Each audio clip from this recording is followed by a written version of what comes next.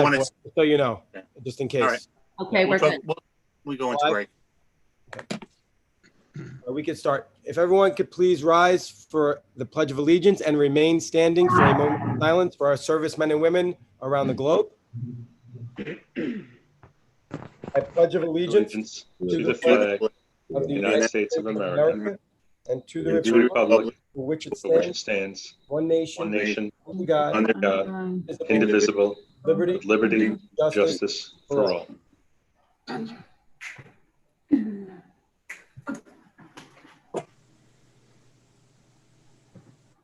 Thank you.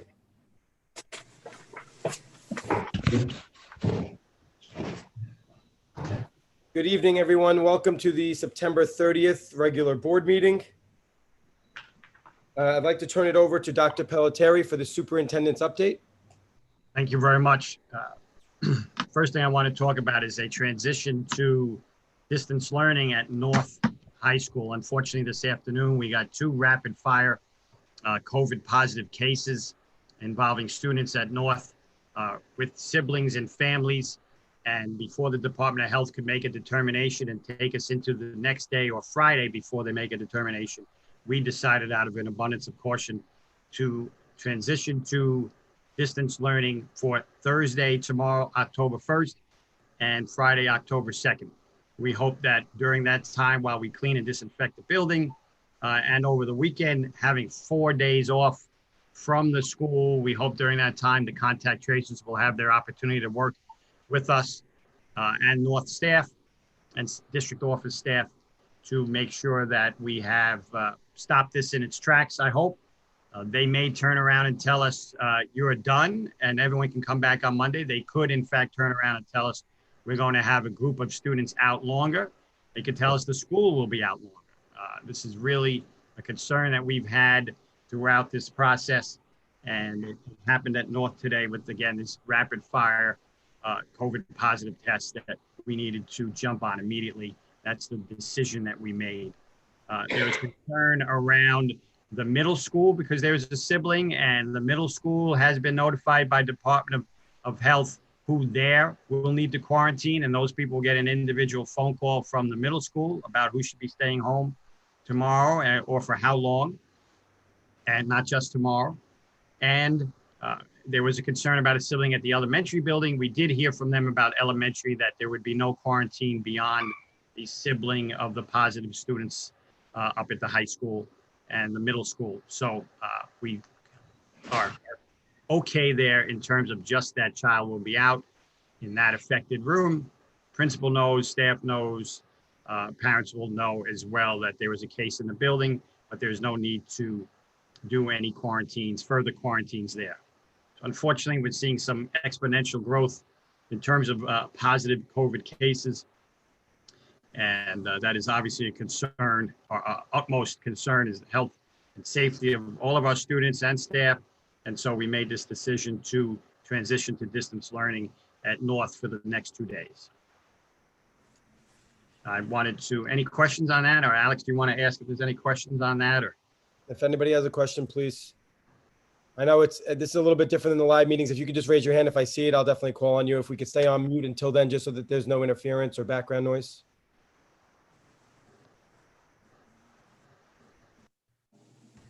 there it is. I'll tell you.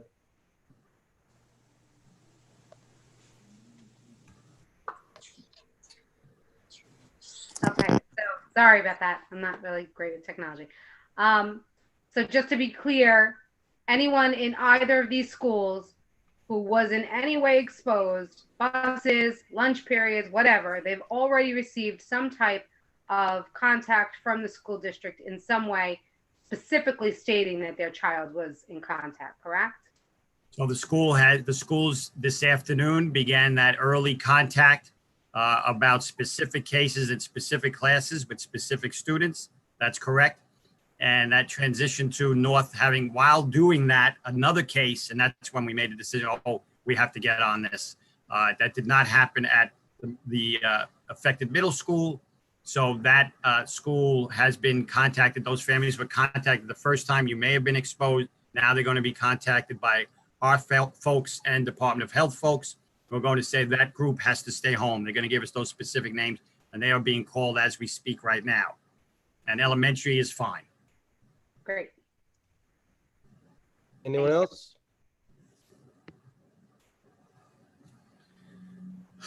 Unfortunate, but I think necessary. And as always, we will learn each step of the way. Thank you. My next piece is exciting news. Joe Watson, Principal Joe Watson at Hiawatha begins tomorrow. Took a little longer than we wanted, but we know it will be worth the wait. Very exciting to introduce Joe tomorrow. I will be there in the morning at Hiawatha, and I want to take this time now to thank our interim principal there, Laura Amato, who did an incredible job, has been a great leader in the district, and her leadership and her steady hand during this tumultuous time was greatly appreciated by the district. And we thank her. She will be staying for a couple days, the next couple days, to be with Joe, walk through some of the systems, introduce, learn staff, meet staff and the like. And that'll be a nice transition there. So I wanted to bring the board and the community up to date on that. I don't know if any questions there.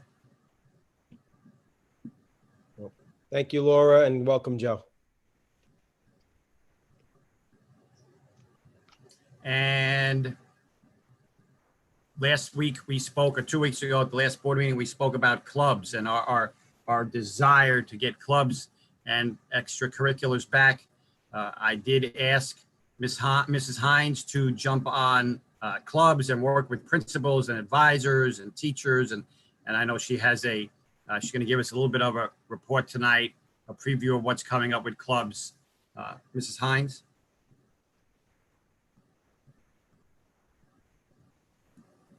Thank you. So yes, as we discussed last time, we set out right away to work with our advisors and meeting myself and our building administrators, just asking all advisors to look at the landscape of their club and how they might be able to run it, effectively within some of the confines that we find ourselves in. So I must say, each building, which I know Dr. Pilateri has already shared with you, has collated all of the clubs that they're able to run for the most part. They are most of the clubs that we've had in the past, which is really good news. We also wanted to make sure that we honored our remote learners. So a lot of these clubs are a mix of both remote and in person. And obviously because of some of the clubs and the size of the students and how many students we've written in the past, just kind of thinking out of the box about how we might be able to offer that, or things like drama, for example. I will say, just as a caveat, we are also doing the same thing with all of our music ensembles right now and any of the other things that fall under our music department. So that will be our next level to share with you. Next is now for our buildings to host some sort of like a sign up, like a little mini fair that they would be doing, so that we can kind of gather the numbers so that Mr. O'Keefe can work on possible busing. That might mean for the first couple of days, we may need to have some family and community support for those students, wanting to stay after. But we are very excited about it. And we're looking to start by the 13th, I believe it is, that Tuesday right after Columbus Day. Yes, the 13th. Erin, I want to thank you for the work on this, and the principals, the advisors, everyone was excited to bring this back. I know when it got raised last couple weeks ago, the concern was we were canceling clubs and not sharing information, and that was not what we wanted to do, not the case.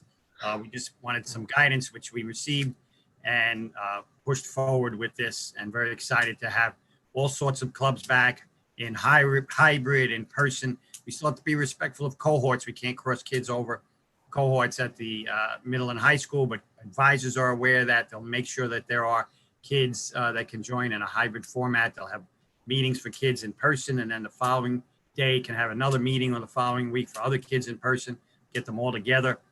Again, the key point here is that kids are together, having fun with clubs, working together as we want them to be. Anyone have any questions, Sarah? Extra help, will that also be offered? So Erin, you want to jump on that? Sure. So extra help, is not one and the same as clubs. It's always offered as a teacher sees is needed, and or parents and students ask. So that's usually held during that ninth period of time anyway. So that would have been something that would have been untouched, outside of what we were doing with the clubs. Yeah. So yes, long answer, I guess, is we would always. Yeah, sorry, provide- that was a little long-winded. No, no, sorry. no, that wasn't you, Aaron. That was me adding to the answer. I apologize. That's okay, Dr. Pelletieri. I'm a little long-winded sometimes. And No, problem. no, no. We want to make sure that's always available and always should be available. Yes. Anyone else have any questions about clubs? I will say also our next level, I'm sorry, Ms. Pickrell. Oh, please, please. Our next level is that the advisors will now be writing up officially if it's the will of the board for us to continue to move forward, so that if you had any questions about the intricacies, you know, for each club, how they were going to specifically run it, that would be at your disposal to be able to see. Jim, and then Meredith. Aaron, any timeline that you have for that? For when these clubs could actually get underway? Sure, right. We said October 13th. This upcoming week. Yep. This upcoming week, we're going to start just gathering interest from the students and making sure we have some sound numbers so we can work towards some sort of busing. Meredith? So I'm sure the kids will, what will the way that they would be notified be? Like, how will they, because we don't have our traditional. Right. We don't have opportunity for like the traditional club fairs, right? Which we know are, you know, kind of robust. But what the secondary principals are doing are sort of working out a way that they're having the kids do it. Most of them had talked about doing it during the cafeteria time when they were in there for lunch, so that as kids rotated in and out, they could then sign up for all the different clubs. We can use things such as Remind. I saw that the other day that we sent out 7,000 Remind messages in 1 week throughout the district. I really appreciate the communication there. That's an excellent tool to do that. And that's a way we can shoot out some of these as well. And the advisors, of course, know their players, so to speak, know their kids, and they'll make sure it's open up to others as well. Laura? Ms. Hines, so as we discussed 2 weeks ago, the advisors will know best how to make these clubs work under the current circumstance.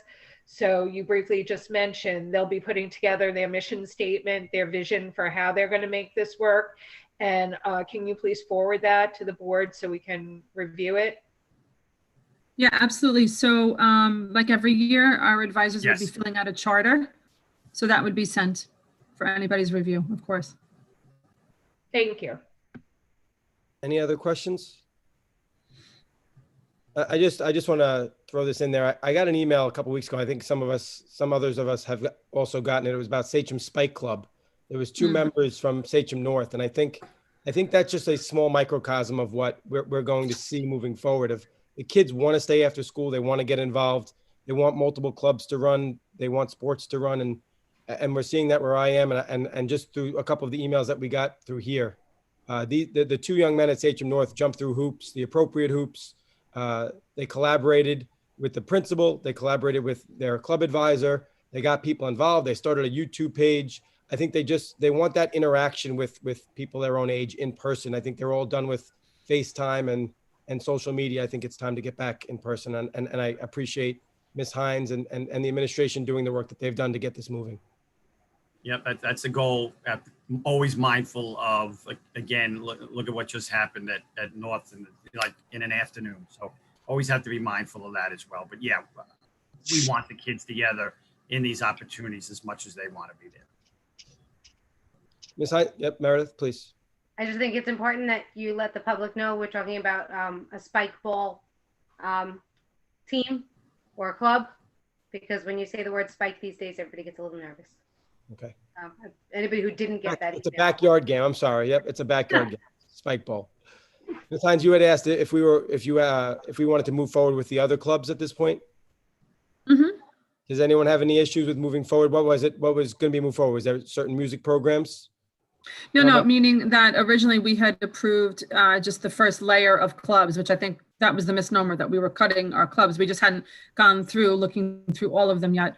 So through your discussion last time, we were able to go back and give a little bit more parameters, I guess, about what we were looking to do. So now we're just looking to make sure that you're all good with us moving forward and starting to approve the clubs that the advisors feel like they can run safely. And then we would then have them complete charters and all of the necessary documentation. Yeah, so we're not looking for anything from the board at this point, just that giving you some information, and we'll put all that together, and that you will see as a board, and we'll act on that in the future. Sounds good. And just one more thing, as long as we're talking about clubs, there's always, sports usually go hand in hand. And obviously we were well within our power to bring clubs back, but we're not for sports. So we just need to make that clear too. That's a great point, and it's a perfect transition, if I may, to our return to play I'd like to speak to. And I've asked Mr. Trombetta who's done a great job with Gary and Shannon and the folks in athletics and the coaches. Return to play is an opportunity for us we can't have competitive sports or competitions. It doesn't mean football's starting next week or anything like that, even though we wish it might. But there are opportunities here, and we're going to start to see some growth over the next few weeks. So I'm going to ask Patty to jump in on this and walk us through this, Mr. Trombetta. Sure. So I met with Gary and Shannon. We went to through the return to play documents. And what we're going to be starting the same as with clubs, is implementing the first stage, which would be for all teams. And this would be for middle school as well as high school, where they would be welcome to do any conditioning outside only. And that would be anything that didn't involve equipment, social distancing. The coaches would be out there. We, of course, would be doing it during their cohorts. And if students came off remote to do this, that they would have to fill out the health questionnaire as well and stay within the cohort they chose to join for the conditioning. 2 weeks later, we plan to have outside conditioning and skills for outside sports. So that would be a field hockey, soccer, tennis, golf, things along those nature, any sports that were outside. And that would be more of skill development in addition to the conditioning. So the students at that point would be allowed to use equipment, but they have to have their own individual balls when doing the skills. There'd be no sharing of balls or anything like that at that moment, or equipment. 2 weeks later, we are going to implement indoor, where we'd be moving inside and opening up the weight room. Again, social distancing would be at a third of the capacity that it's been in the past. And then all sports that are inside as well would have the opportunity to start with their skill development as well. After that, 2 weeks later, we would meet and reassess to make sure we're in a good spot and continue to progress in that fashion, hopefully moving forward in the right direction, so that when we do start sports in January, all sports and teams have had the opportunity to be given the opportunity to train and condition and develop their skills so they're prepared to play come the time. Again, Mr. Trombetta, thank you so much. Really thoughtful here, and the work with Gary and Shannon and coaches and administrators, really thoughtful in terms of, again, this 2 week approach, 2 week chunks, and being reflective as to where we are at that moment in time and how we can continue to do more and more with our student athletes. Really important, again, to get them back on their competitive playing fields. Rob? Thank you. And the first stage, what do you have an anticipated date when that's going to start? We originally anticipated starting this Monday. When we spoke to Gary and Shannon, they were going to work on getting it out to the coaches. If we don't get it out to the coaches this week, we are still anticipating starting this week. It just might not be on Monday. And will that be for the fall sports, or is that all sports? Conditioning, that would be for all sports. Thank you. I'm sorry, Meredith?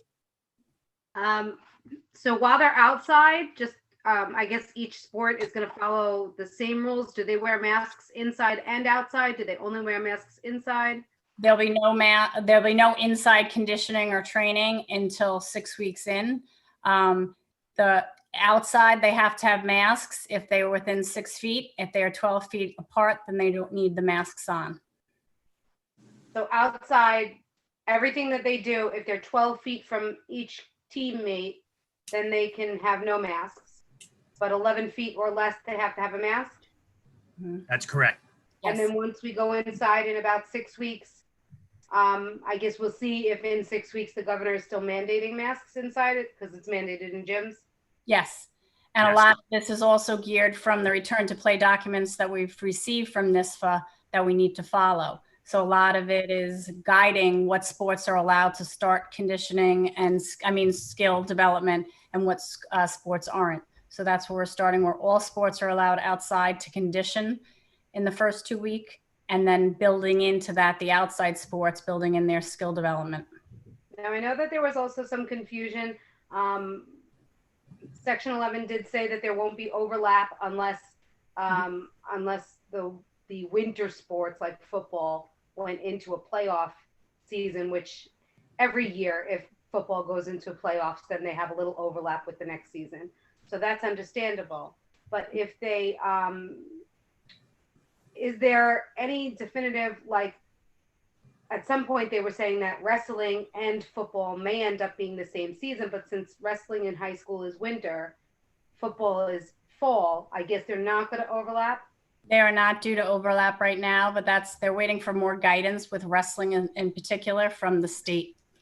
And that was now there are 3 equal 8-week periods, so there won't be an overlap except for that fall, that second season, which is our fall season, and it would be a football. Section 8, Nassau County is choosing not to do any Long Island championships. So if it would just be 1 week of a Suffolk County championship kind of situation. Okay, and then that led me to my next question, which was about wrestling, because just because Suffolk County and Nassau aren't really moving forward with wrestling, the rest of the state is. So what happens to our wrestlers? Do they kind of get they get left out? Unfortunately, we have some really potential state wrestlers in this district. I don't know what you mean by being left out, because a lot of the out of the 11 sections, there are 3 that are opting to do four opting not to start right now, and out of the other sections, there's 42% of the districts within those sections opting not to play at all. Okay. So those would Patty- still have opportunities. Patty, is wrestling right now, will wrestling be a sport that is done this year, given the return to play and then the seasons? Is wrestling slated to start at some point? Yes, wrestling is slated to start in January. It is slated for the winter sport. But again, that wrestling is definitely the high risk sport, and it's certainly on everyone's radar as being a concern. But we're waiting. It's not a section decision whether or not we're not going to run wrestling. If New York State decides that wrestling can occur, that would be coming from the state. But Section 11 plans on having wrestling like any other sport. Okay, thank you. Very good. Any other questions? Patty, I had a couple of questions for you. Just, you were talking about outside and distance. In this return to play document that was 40 plus pages, we went over some of it, and it says responsible parties will ensure a distance of at least 6 feet is maintained among individuals at all times, whether indoors or outdoors. So why are I understand that phys ed is one thing, but the sports with this document are being treated differently. Why are we asking them? 6 feet apart, but then they're being required to wear masks for safety. So they don't have to wear it at 7 feet, like, because Meredith has said. Yes, they do.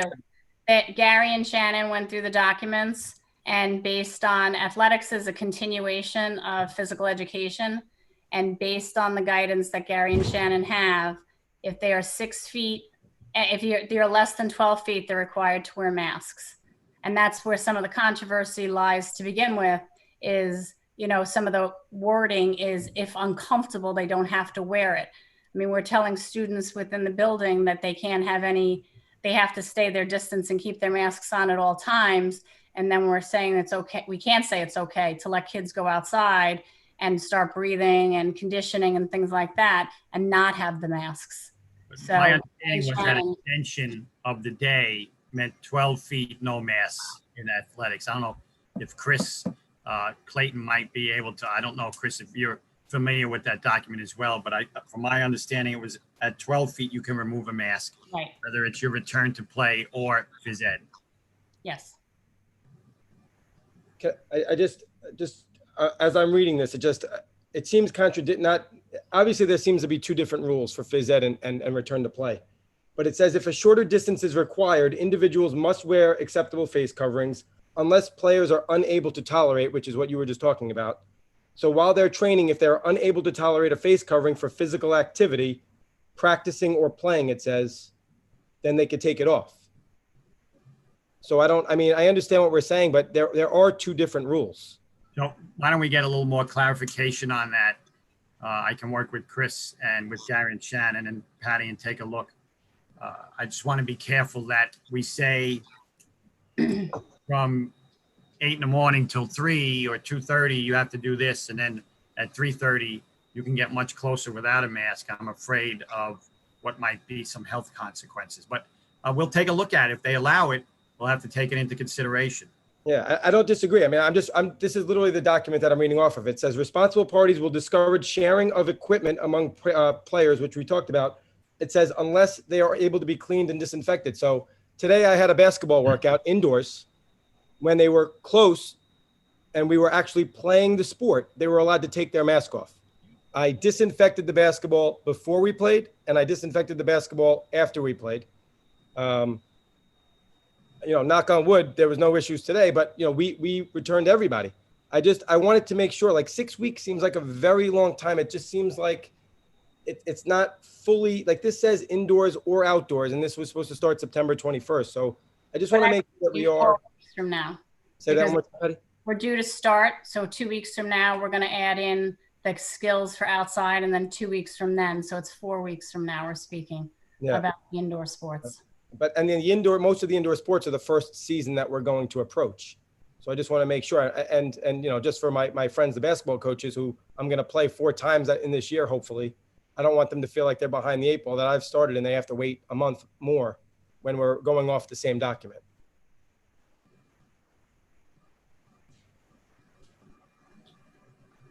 Any other questions? Bill, and then Sarah. Sorry, I see you both. Just a little clarity, if you could, for me, and anyone who could answer can answer. We're saying this is conditioning, right? So we're not in the actual season. Are coaches present when this conditioning occurs, or is this something that the students are directing themselves? This would be with coaches' presence. This would be considered off-season conditioning. All right. So as far as pay for stipends and such things, those are not associated with the off-season conditioning. Is that correct? That is correct. Okay. Thank you.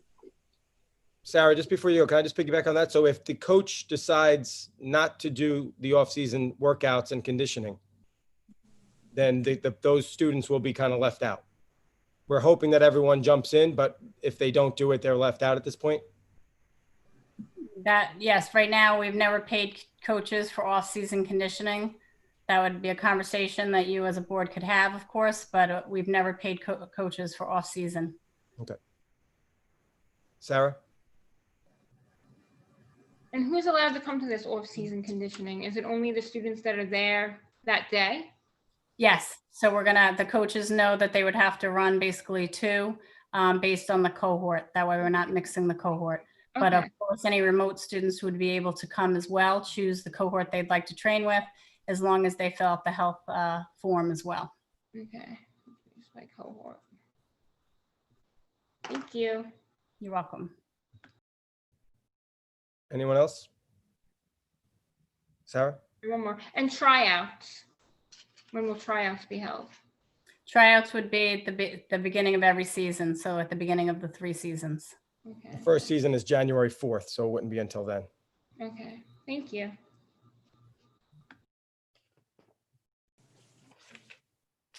If I could, I will continue now and we'll talk about remote learning.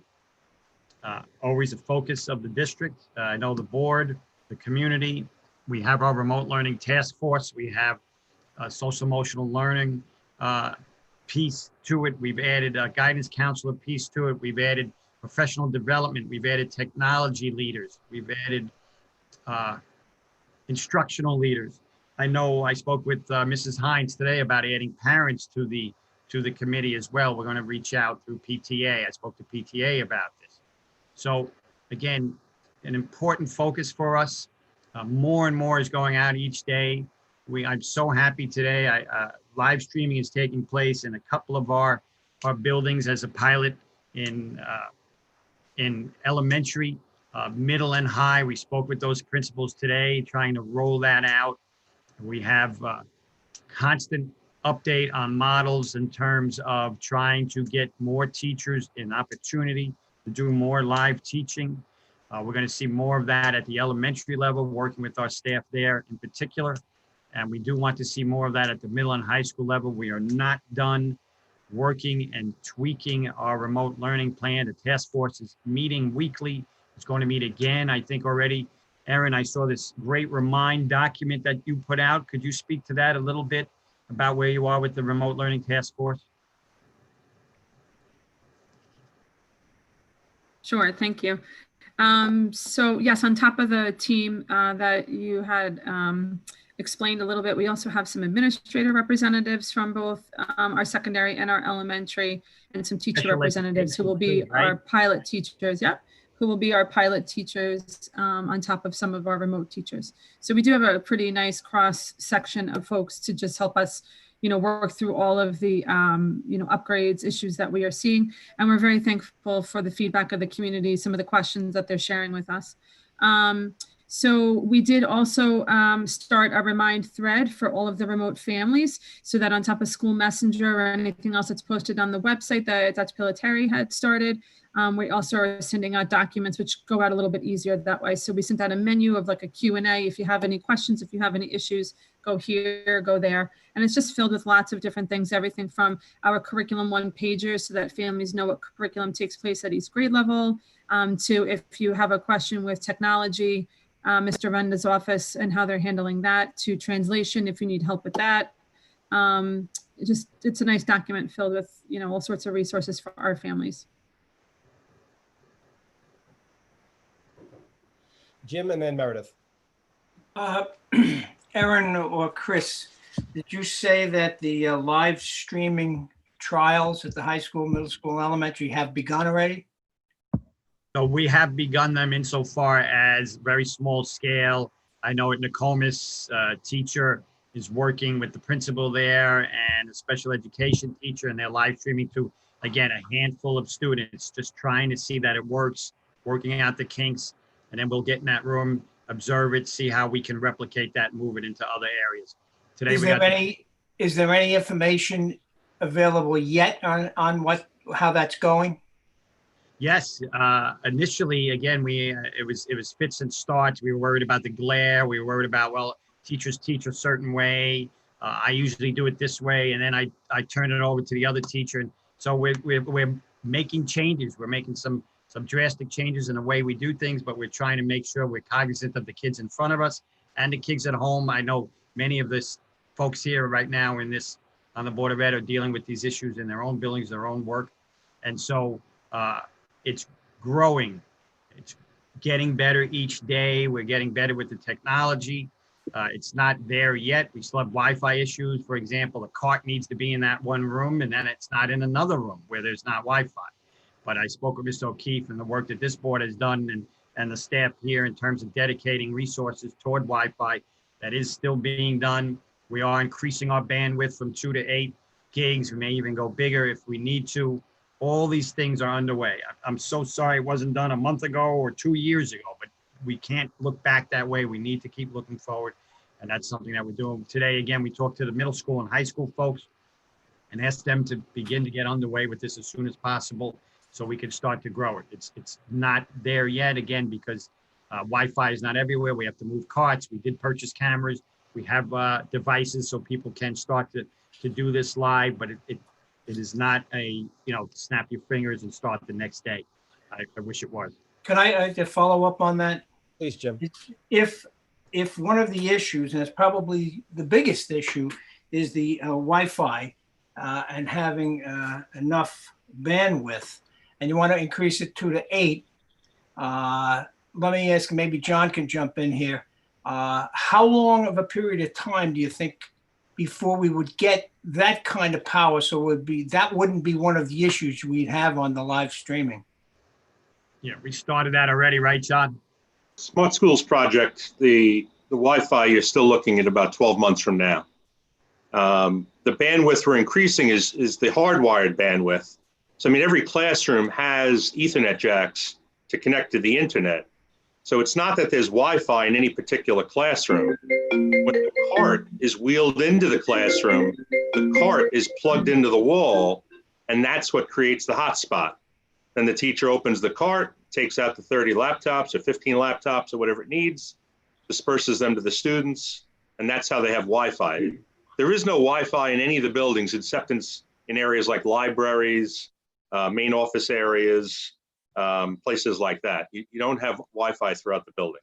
But John, that is underway, correct? That is working. That's being now. cabled, but it was about an 18-month project. You're about 6 months in, so you're still looking at about 12 months.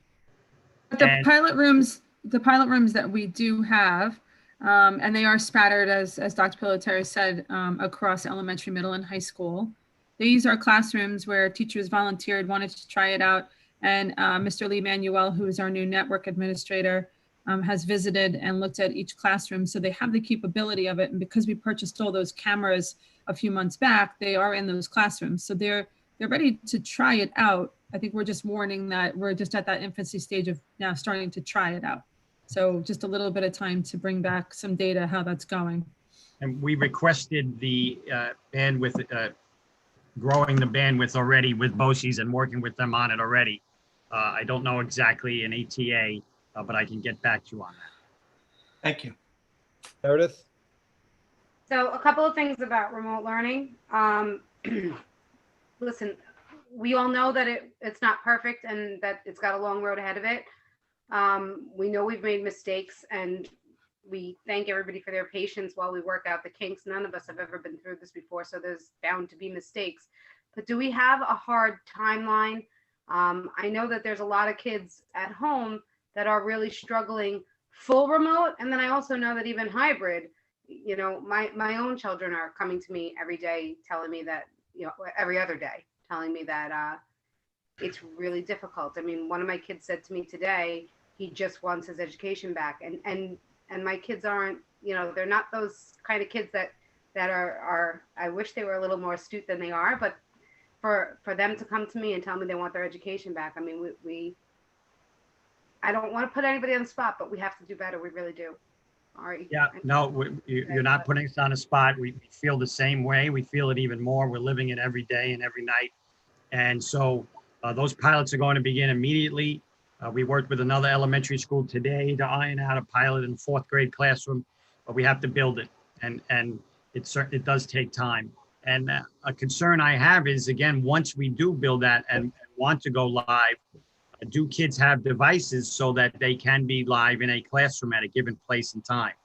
And that is a huge concern. That is something, again, this board has set resources aside to do. We have purchased lap devices. They have not come in yet. And I'm going to be prepared to share with the board a plan in the future around more devices and try to do more for our students. So I can't say, unfortunately, Meredith. I know on November 15th, we're going to have this up and running.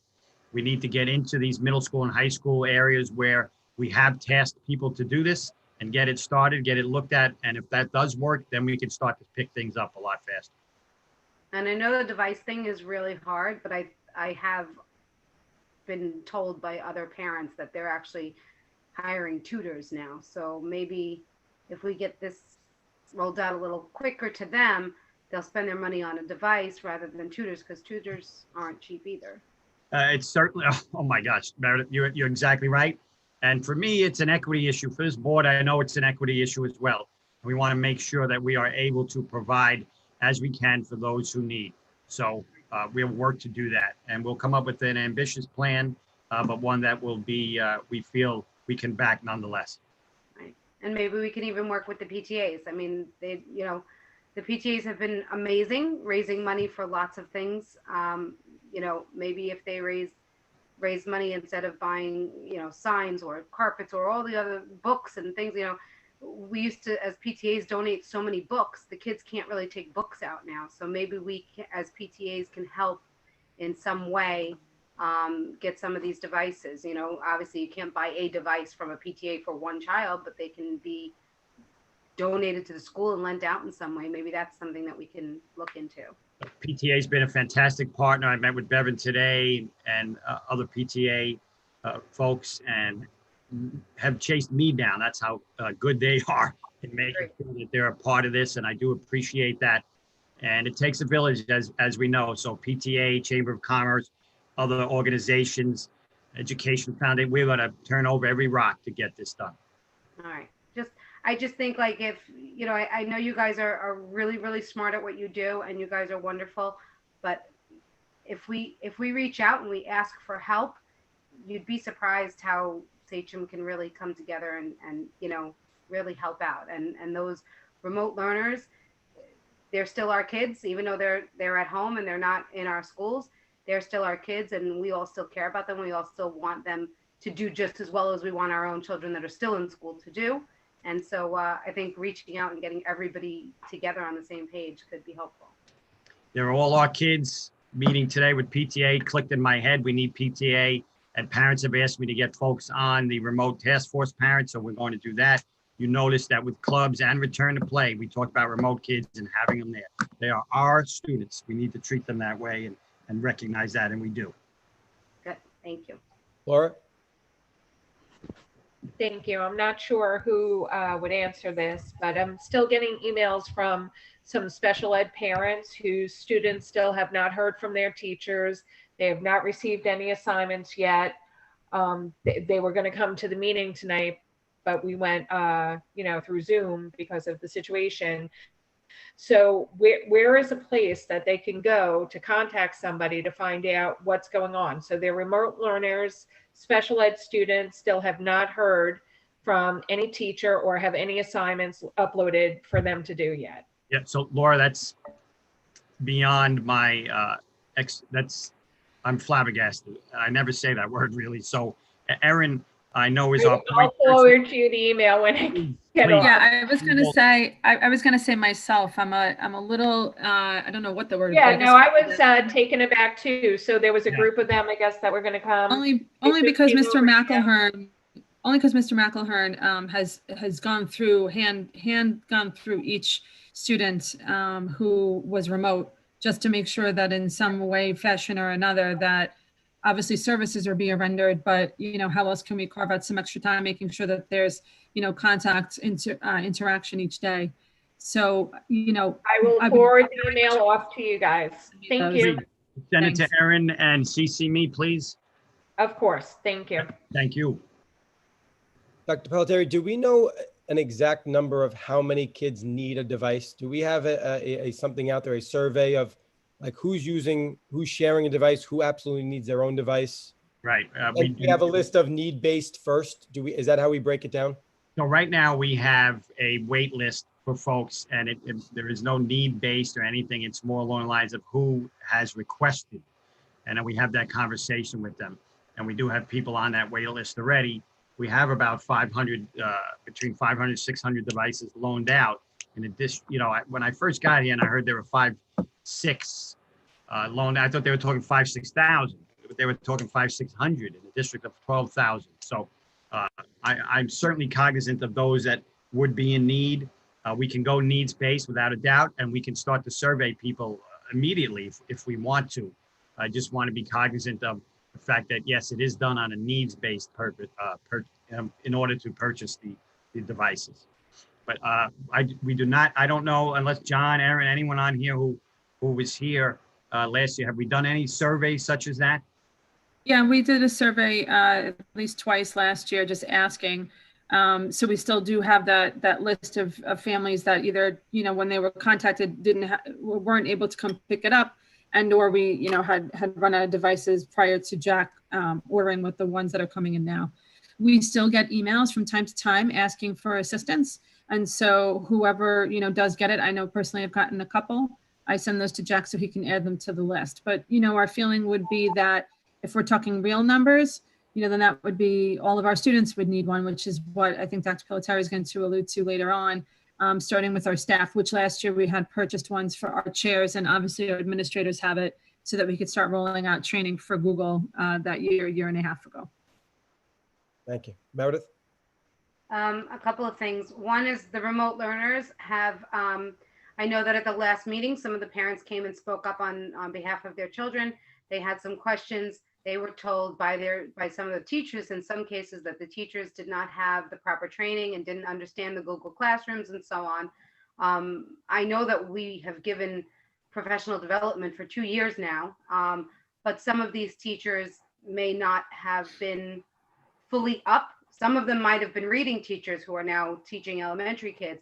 So a reading teacher having a small Google Classroom versus now a Google Classroom to teach everything in the day is a lot different. So are we moving forward with that? Is there training for them? And then the next question is, as a parent personally, I am struggling very hard. I am not a technology person whatsoever, and I'm sure I'm not alone. I'm a little bit of a dinosaur when it comes to stuff like that, and I'm sure there's other parents in this district that feel that way, and I just can't keep up. Is there going to be another like parental type training so that we know, like I keep saying to my kids, I have to check your Google Classroom, and they're like, you're not allowed on my Google Classroom. It's only for kids. And while I do respect that, because we are not supposed to, I think trying to pull the wool over your eyes, maybe. I think so, right? Yeah. So let me do the training. I was so happy again when I first went to Erin about this task force, and she immediately got our professional developers to work with the reading teachers. There is weekly support. There is daily support if people need it. We are doing the math training. We are doing all the training for the subject areas because we know that people need it. We're doing technology training as well. So that training is there. Erin, you want to add anything to the training piece?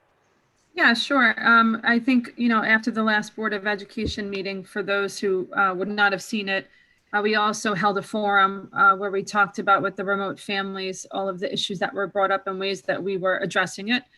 The professional development actually started for the teachers prior to that Board of Education meeting, because we knew that there were some teachers that they're elementary certified, yes, but they hadn't been teaching math, so to speak. So we did start those weekly meetings, and we've been having them answering questions, going through all the math units, technology integration, literacy, all the online subscriptions that we have both for remote and in-person students. So I think it's going well. It is obviously a change. But I think, and I'm very proud of our remote teachers as they work through it. As far as the parents go, Meredith, and for anybody listening, as Dr. Pilateri has said, we do have on our website the remote online resources, but it's also just on our webpage anyway. All of the parent workshops that were recorded that are for Google training. If that's something that we would like to send out again, we could certainly send it out on School Messenger. We have a few times, and it's basically a menu of all the different types of recorded workshops that we held over the summertime for families. And we found that the recorded ones were nice because then you can do it whenever you feel like it, as opposed to, time slotting yourself. And do we have any new ones upcoming, Mrs. Hines? Yes, Jack actually just finished, Mr. Renda's office finished the last one about 2 weeks ago. And we're going to start again, another series of workshops now that we have a little bit more feedback about what families are additionally looking for. So like you had said, most people know the ins and outs of Google Classroom, but what helps me a little bit more with checking attendance, putting in assignments, knowing, whatever it is that the teacher has loaded from a couple of weeks back, all of those different types of things on top of just sharing some of the online subscriptions that your child may be utilizing, like Delta Math or Zern. One more question. Yeah. As far as attendance goes, I know the first 2 to 3 weeks of school with the hybrid was a little dicey, and there are some children that who are real sticklers about attendance, who have been marked as not being in a class. And I know personally that there are some children that really go for the attendance awards and things like that, and this weirdness may make it so that they can't get an attendance award when they actually were in the classroom, handed in work, did the work that they were supposed to do, but didn't click into a certain attendance. And because there was a learning curve associated with that, is there any way that we can do something about getting those first 2 to 3 weeks of attendance kind of wiped clean? Well, I don't know if we can wipe them clean. We have to be careful about that, but we can work with people where there is evidence that someone was in a class and did work. Yeah, they did work. Present. Yes. We have to just, obviously I saw Chris's head stick up there, our attorney, when we talked about attendance and just making sure that we're meeting the guidelines that we have to do that. But I understand completely, married to a person who got the attendance award every year, for 12 years. So very important. Yeah, because I know that there were kids that actually handed in their work that day but were marked absent. We've also received any emails or phone calls that parents have reached us to where they didn't get an answer. Maybe they couldn't reach the teacher right away or the principal. And I know I personally have reached out just to make sure that attendance was switched over if the child was there in fact, and for whatever reason they were marked absent.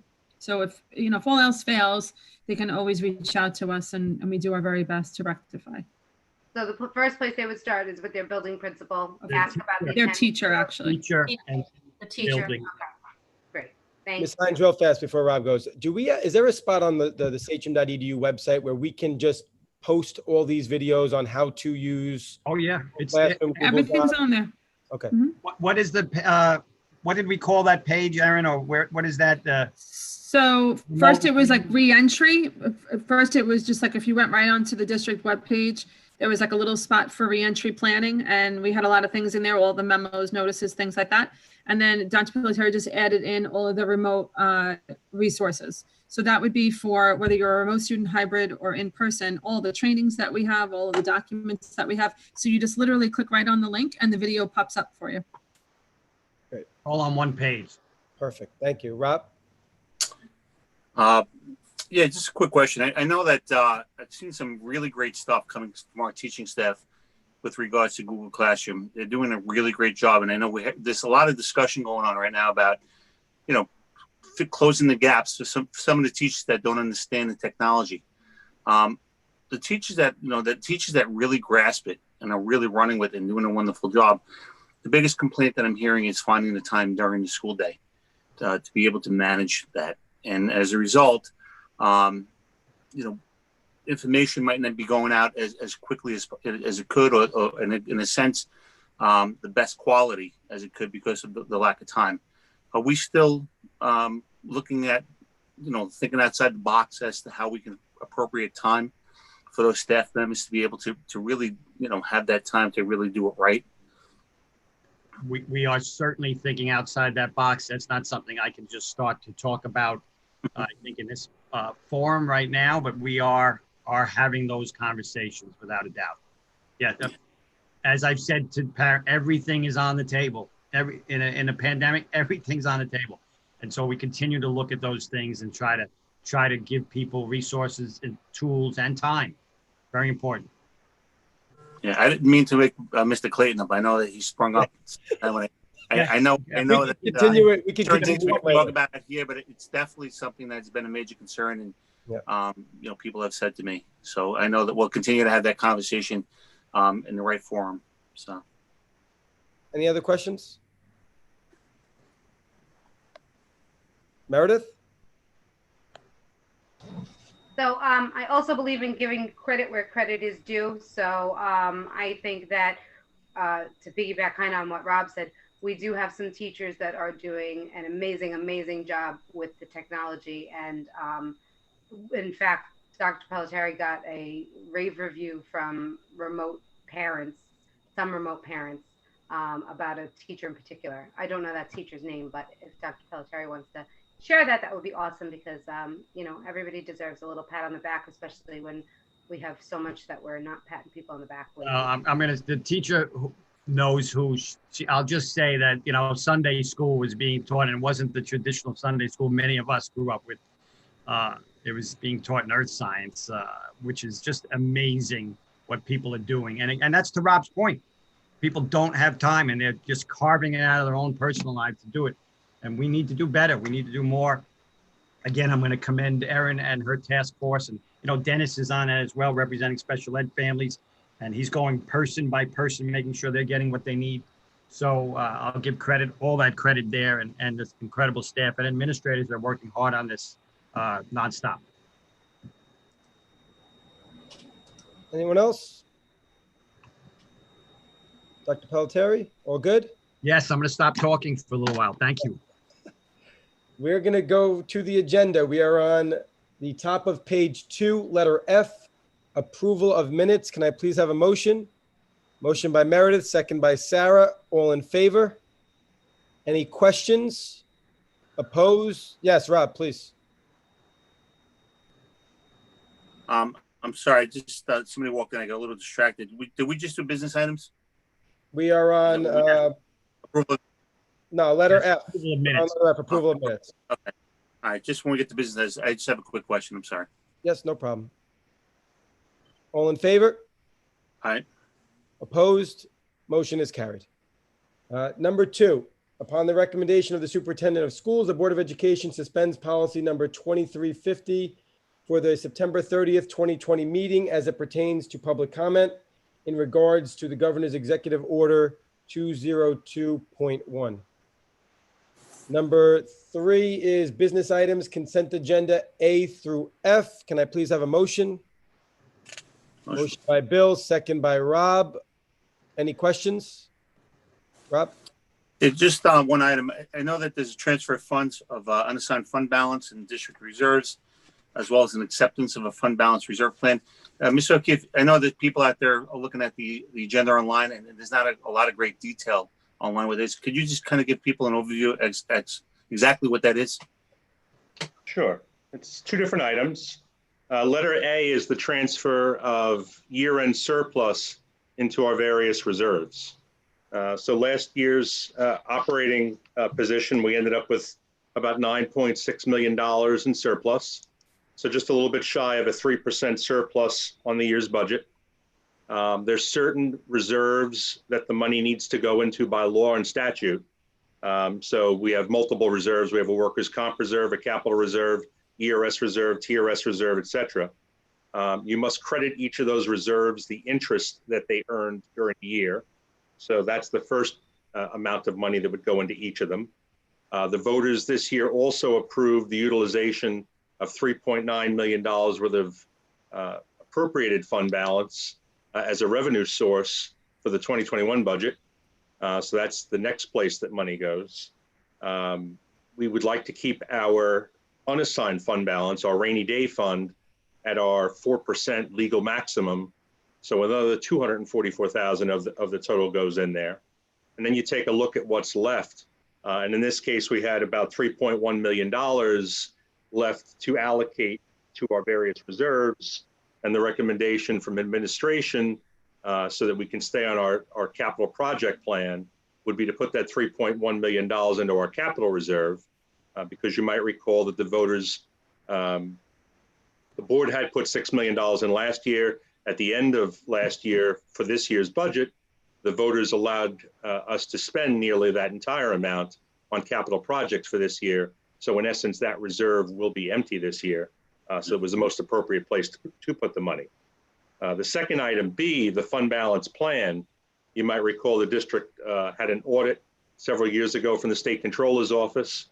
And one of the items that came up, because obviously it came about because of fund balance issues that Sachem had historically had, is that the district had no fund balance plan. So that plan needs to be written. Each year it needs to be updated. And all of the years since that audit, that plan is on the district's website. So it's there for the community to take a look at it. Basically, it just outlines all the different reserves that we have, what the actual balance was at the beginning of the year, the actual balance at the end of the year, and the recommended total balance it could have with a little bit of detail. Certainly, if anyone had any specific questions, I could help them with that. But all this information ends up on the website if you go to financial information under Board of Education. Any other questions? No, thank you. You're welcome. All in favor? Aye. Opposed? Motion is carried. We are in the middle of page 4, personnel, teachers, consent agenda A through K. Can I please have a motion? Motion by Sarah, second by Laura. Any questions? All in favor? Opposed? Motion is carried.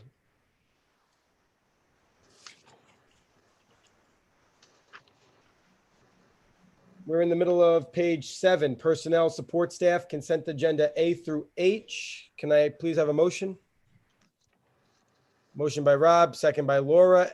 Any questions? All in favor? Opposed? Motion is carried.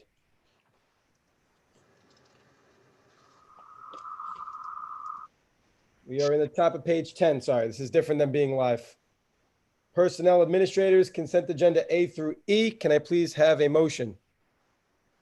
Motion by Bill, seconded by Matthew. Any questions? All in favor? Opposed? Motion is carried.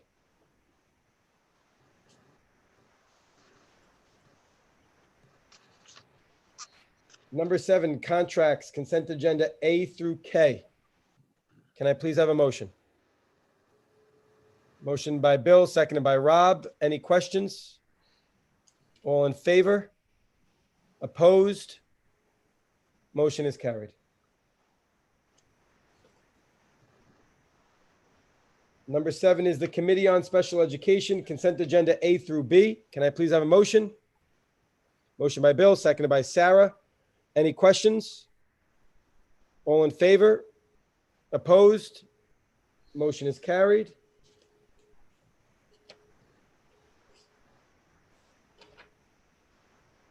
Do we have any updates on board committees? Jim? Yeah, the chairperson, Krupa Sella, she sent out a survey to see which date would be good for the members. She gave them 3 dates, and also whether they preferred Zoom or meet live. Turns out that they want to meet on Zoom Tuesday, October 6th. So I had the district clerk, Allison, set that up to notify the public, and also the members will be notified of that meeting. So it's October 6th via Zoom for the first legislative meeting. And what the agenda for that meeting will be is to make agendas, is to find out how we're going to proceed going forward with the items that the board wants us to look at. So there'll be no real business done except for just policies and procedures. Jim, is that open for all community members, that Zoom link, or is that something that they would have to join first? Allison? Right now, I have only sent it out to the members of the committee, but we can also work if it's something that you're interested in and do it similar to how we do our meetings now, where we can put it on our YouTube channel for people to tune in and, forward questions. It's something we can certainly look at. I would recommend that. I mean, it is the more open, the better for that. I mean, if anyone has any issues. Sarah? Shouldn't the board give them a charge or a direction before they have their first meeting? I'm not sure who you're asking, Sarah. I'm sorry. Is this a committee that is a new committee or a standing committee? It's a standing committee. Jim? I don't want to put you on the spot. I know what the charge is. It's written out. I don't have it right in front of me, but the purpose and the goal of the committee is we have that. I don't have it in front of me, but I certainly can get it. But we do have it. Most of the committees, I think all of them, have something in writing that says what the goal of the committee is and its purpose. Like I know the legislative committee, it acts on proposals by the board for it to look through legislative means normally to find more funding for unmandated mandates, unfunded mandates, etc. So, I mean, I knew that, and I was never a member of the committee. Thank you, Jim. Rob? Jim, are you looking for a charge from the board as to what you normally, would be looking at right now, or does the committee chairperson make suggestions?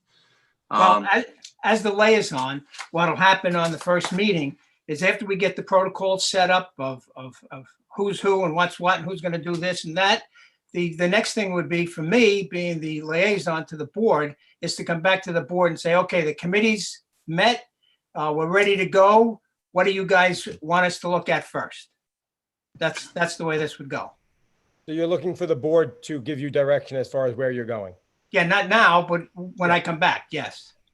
I mean, what I would say, I was never part of the legislative committee, but what I would suggest is maybe, possibly inviting some of our elected officials, maybe one at a time, to a meeting so they can introduce themselves and maybe express the concerns that the committee might have moving forward, especially with some of the threat of a cut, to aid and the impact that might have. It's always good to have a network and a relationship with some of the local members that play an important part, and maybe even voting members in the Senate or the Assembly.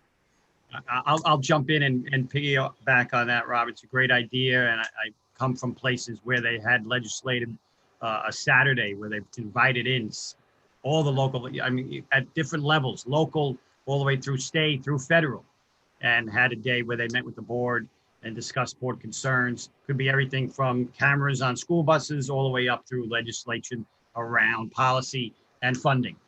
So that's something we might be able to look to do to put together through that committee. That'd be a great way to. The only reason why I'm suggesting that is that it might be, I know that when Dana Playton and Sal Trippi were part of the legislative committee, that was a big undertaking to bring in 5, 6, 7 elected officials for a forum. But we have some elected officials, some of which are Sachem graduates, that I think would be more than happy to come in and be able to, sit with that committee and so that the concerns of that committee could be expressed, and they could take that back with them to Albany.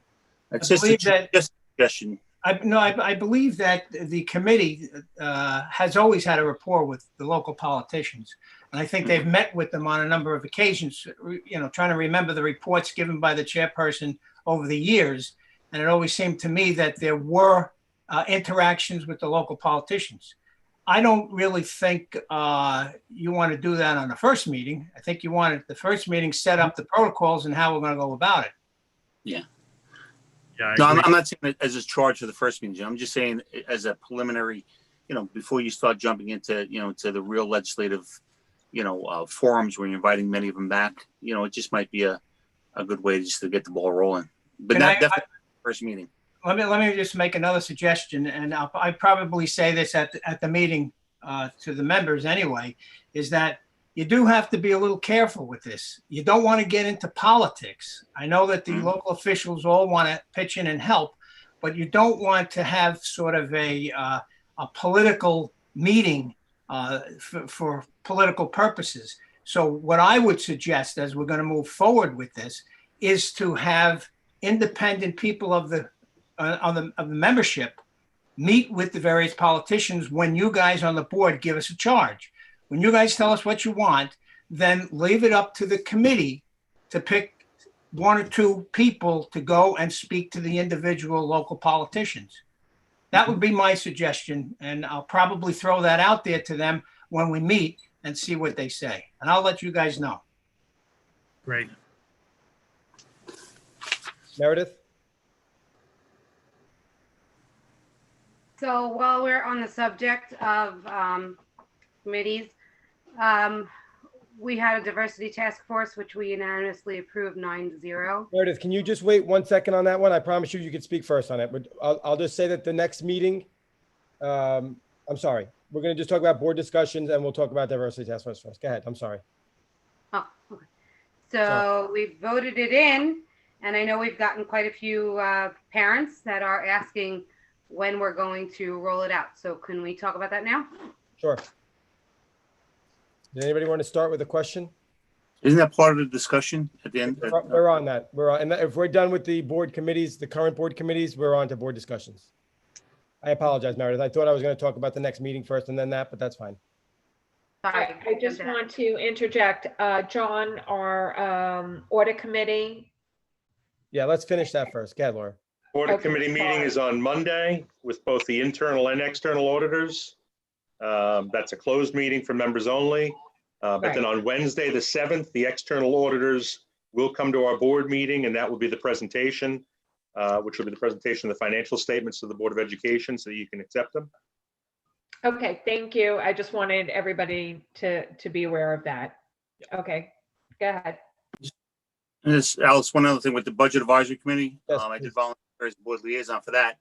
Obviously we haven't met yet because of everything that's going on with COVID-19 and whatnot, but certainly we'll be looking for some direction from the board and some charges from the board as to what that committee wants to work on, what they want to discuss, so we can start moving forward before we know what the budget cycle is going to be around. And often, many times over the years, by the time the direction is given to that committee, the budget's already discussed and approved by the board before they could actually weigh in on it. So, I would ask that the board members just at least, maybe think about what they would want to charge that committee with so that we can go back and maybe schedule a first meeting and start having those initial discussions. Yep. Similar to what Jim just asked for. They're looking for charges from the board for both groups. Meredith? So when I was on the BAC, one of the things that we looked into, but we didn't really get very far because then we got interrupted by COVID, was 9-period day. Is that something like, how are we handling this? Because I know like with our, like with these meetings, we used to just have a meeting and then the people in the room would kind of think of something and then we'd bring it to a board meeting. So it was more the committee was coming up with something to bring to a board meeting. And if the board liked it, like they did like the idea of the 9 period days and us kind of figuring out what it would entail. So the committee decided that they wanted to look into 9 period day. They brought it to a board meeting, presented it. Then Dr. Graham and the board said, that's a great idea. Why don't we look into it further? And then that's where the charge took place. Are we changing it whereas it's the board coming up with ideas for these committees? Or are we doing it where the committee gets together, comes up with the ideas, brings it to the board, and then the board says, yes, please go further with that? Meredith, I mean, I wouldn't dare speak for everybody else, but I would assume that it's some type of collaboration, that if anybody has a good idea, please bring it forward and we'll look into it. I mean, I don't know if that is something that anyone would have an issue with, but I don't think we're ever short on good ideas. So right, because I'm just confused because it's worked many different ways. You know, there's some committees that have strict guidelines just because that comes from the state on how we have to run those committees. But then like the budget advisory committee was, if you think that the school district would benefit from X, Y, and Z, we look into what it would cost to do so. And then like the legislative committee, they said that for many years, smart school bond, let's get on that. And then the legislative committee took charge of that. So I'm just confused as to how we want, like, do we want to define what we want to do moving forward with all of our committees? Rob? In the 12 years that I was on the budget advisory committee, you know, there were many times during the course of the 12 years where it was on the chopping block because it wasn't being used properly. Right. And I think the initial charge of that committee was to really be another set of eyes, okay, you know, of community members, okay, that are a broad spectrum of the Sachem community to actually look at the budget, okay, and look at budget lines and question certain things that maybe we've missed or overlooked. And then at the end of the day, we'd either say, look, these are the suggestions we're recommending, or you guys did a phenomenal job. I'm going to, you know, we're going to endorse it and would publicly endorse that budget. They would also be charged with little things, sometimes direction from the board, like, you know, we want the budget advisory committee to look at the feasibility of running a driver's ed school. That came out of the budget advisory committee. Or the board member might say, look, we want the committee to look at and compare rates of facilities usage from other districts. And they would come back and report back to the board as to, were we charging not enough or too little or too much or whatever the case is. But there were times where it was a collaboration where the budget advisory committee said, hey, you know, we want to look at, you know, something else, you know, and can we, you know, would the board give us the, you know, the approval or the endorsement of looking at this to report back?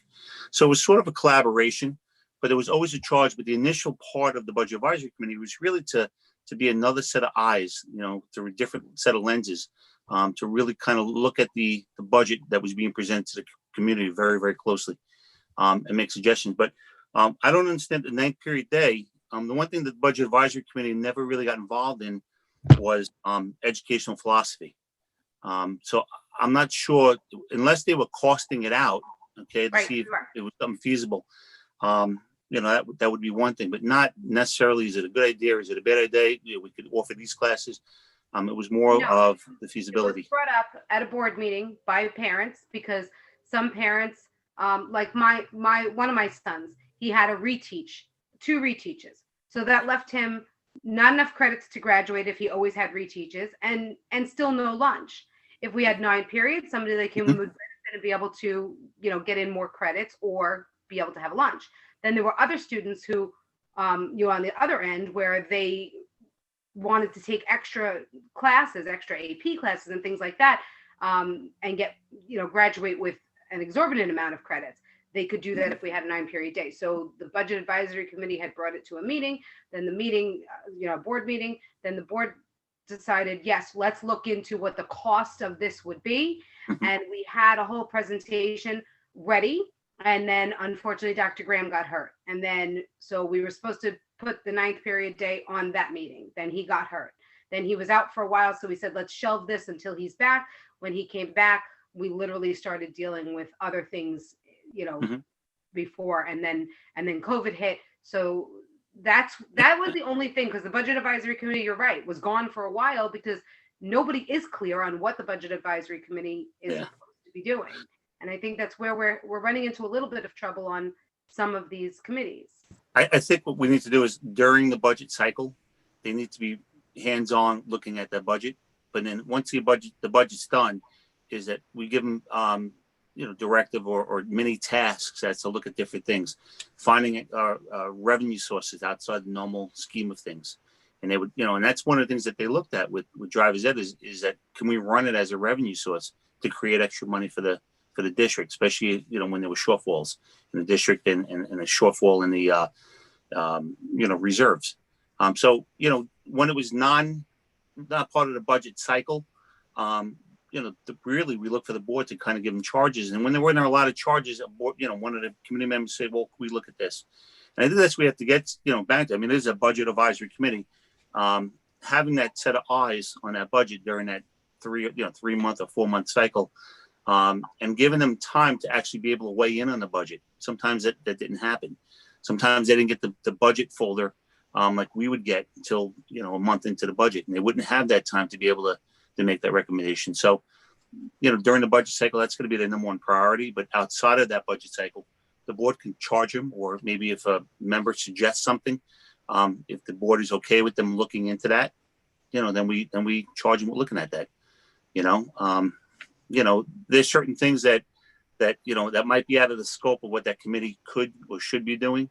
Okay, and we might not want to waste their time in looking at that if the board's not in agreement that that's a direction we want to go in. But certainly, like I said, suggestions and ideas from the board would be very, definitely be helpful with that committee. I know that I'm sure they're eager to get back together and be able to start discussing this stuff. So any suggestions that you guys might have, like I said, always looking to bring it back to them and start scheduling the first meetings. I think we have, if I could just jump in, we have outlines of what should be done with what each committee's role is, who would be on the committee, what they would be doing, their function, and certainly we'll look at those and make sure that we're following those guidelines. I know I'm very familiar with the curriculum task force, running them for many years, and how they would provide feedback to the community around curriculum. They would take a look at curriculum. They any new curriculum, there were new pilots and things like that to be discussed with that group. And then if there were recommendations, they would go back to the board through the administration, things such as that. So I know we have blurbs, charges also for all the committees going forward. And we want to make sure that through those, people are being heard and that we're effective. Obviously, don't want to waste people's time. That's really important. Rob, can I just ask a question about the budget advisory and maybe just for the whole board? Similar to the legislative committee, if you were to start meeting and it was on Zoom, would that be something that you would be comfortable with doing on YouTube like we're doing now on a different day so that it could be live for anyone to watch? I mean, it does say open to the public, so I'm just wondering. Yeah. I mean, look, if that's the direction I wouldn't have a problem with that. I mean, these meetings have to be open meetings. That anybody can come and attend those meetings and sit back and and obviously they would be added to the minutes as a guest in a room. What I don't want to do is I don't want to direct the budget, and no board member should be directing any of the committees. They could be working closely with the committee chairperson, okay, and have the open communication. But even when I went to all of those budget advisory committee meetings, I sat back and listened and took notes and then came back to the board and just reported. I didn't say, guys, you should be looking at this or you should be looking at that. But, I might have said the board would be interested in this possible charge. Would you guys be, willing to take a look and dive into this? And they would kind of form into subcommittees, so maybe 3 or 4 members would work on that task and report, and 3 or 4 members would work on another task. But listen, transparency is very important. Certainly opening it up, doing it live, I have no problem with that. But really would come down to the chairperson of that committee. To work along with which administrator usually sits. It used to be Ron Sachs. John, do you sit in those meetings sometimes? Still Ron Sachs. It's still Ron Sachs. Yeah. So once again, that the building administrator with the chairperson, really is going to put it all together. And really the board liaison is there just to listen so they can come back to the board and report as to what, sort of be the voice to the board as to what they want to look at and findings or whatever the case may be. I mean, we may charge them with something and all of a sudden they realize there's just not enough there to really start diving into that and be the liaison's job to come back to the board and say, listen, I know we charge them with this, but the committee doesn't feel that there's enough really there to get information to pursue something like this. But I would have no problem doing it live, or Zoom or whatever the case is. As long as we stay on Zoom for, like, if we're back on Zoom for a little while, unless we start meeting in person again, if that's something that anyone isn't comfortable And I'm with. not sure who the chairperson is, but certainly, like I said, I mean, if you can let me know who that is, or we could reach out to them. I could touch base with them and see how they want to proceed. Thank you, Rob. So it's Nick Fucci for your committee, for BAC. It's Nick Fucci, and then the secretary is who's the secretary? Her name's on it. Mrs. O'Connell. O'Connell, okay. So if you want to reach out to them, I think it would be great if we could definitely start having those meetings. And if we could, I want the public to realize that they are very welcome to become part of these committees. That's why the committees exist. It's not just another extension of the board. We just kind of take a back seat. It really is so that their mouths can be heard, their thoughts, it's really a place for all of our community members to feel welcome, and they should feel welcome. They should get involved. Thanks, Meredith. We want to just continue. I wanted to finish the updates on the committees that are already in existence, and then talk about board discussions. We're on the diversity task force, so go ahead, Meredith. I'm sorry for interrupting before. No, so I just wanted to know when we'll be rolling that out, when people will be able to fill out their applications, when the applications will be live. Yeah, so just similarly how we just had questions for Jim and Rob and Laura gave us kind of an update, there was questions about exactly what the diversity task force was going to be doing. It says that there are administrators, board trustees, building administrators. Is there a number of those people? How many board trustees are on it? How many administrators? Do we know who they are yet? Have people at the building level signed up? Sarah, I'm reading it. And you're on mute, so I can't hear you. Document that lies out how many board members, and it's open to all parents, all teachers, all administrators.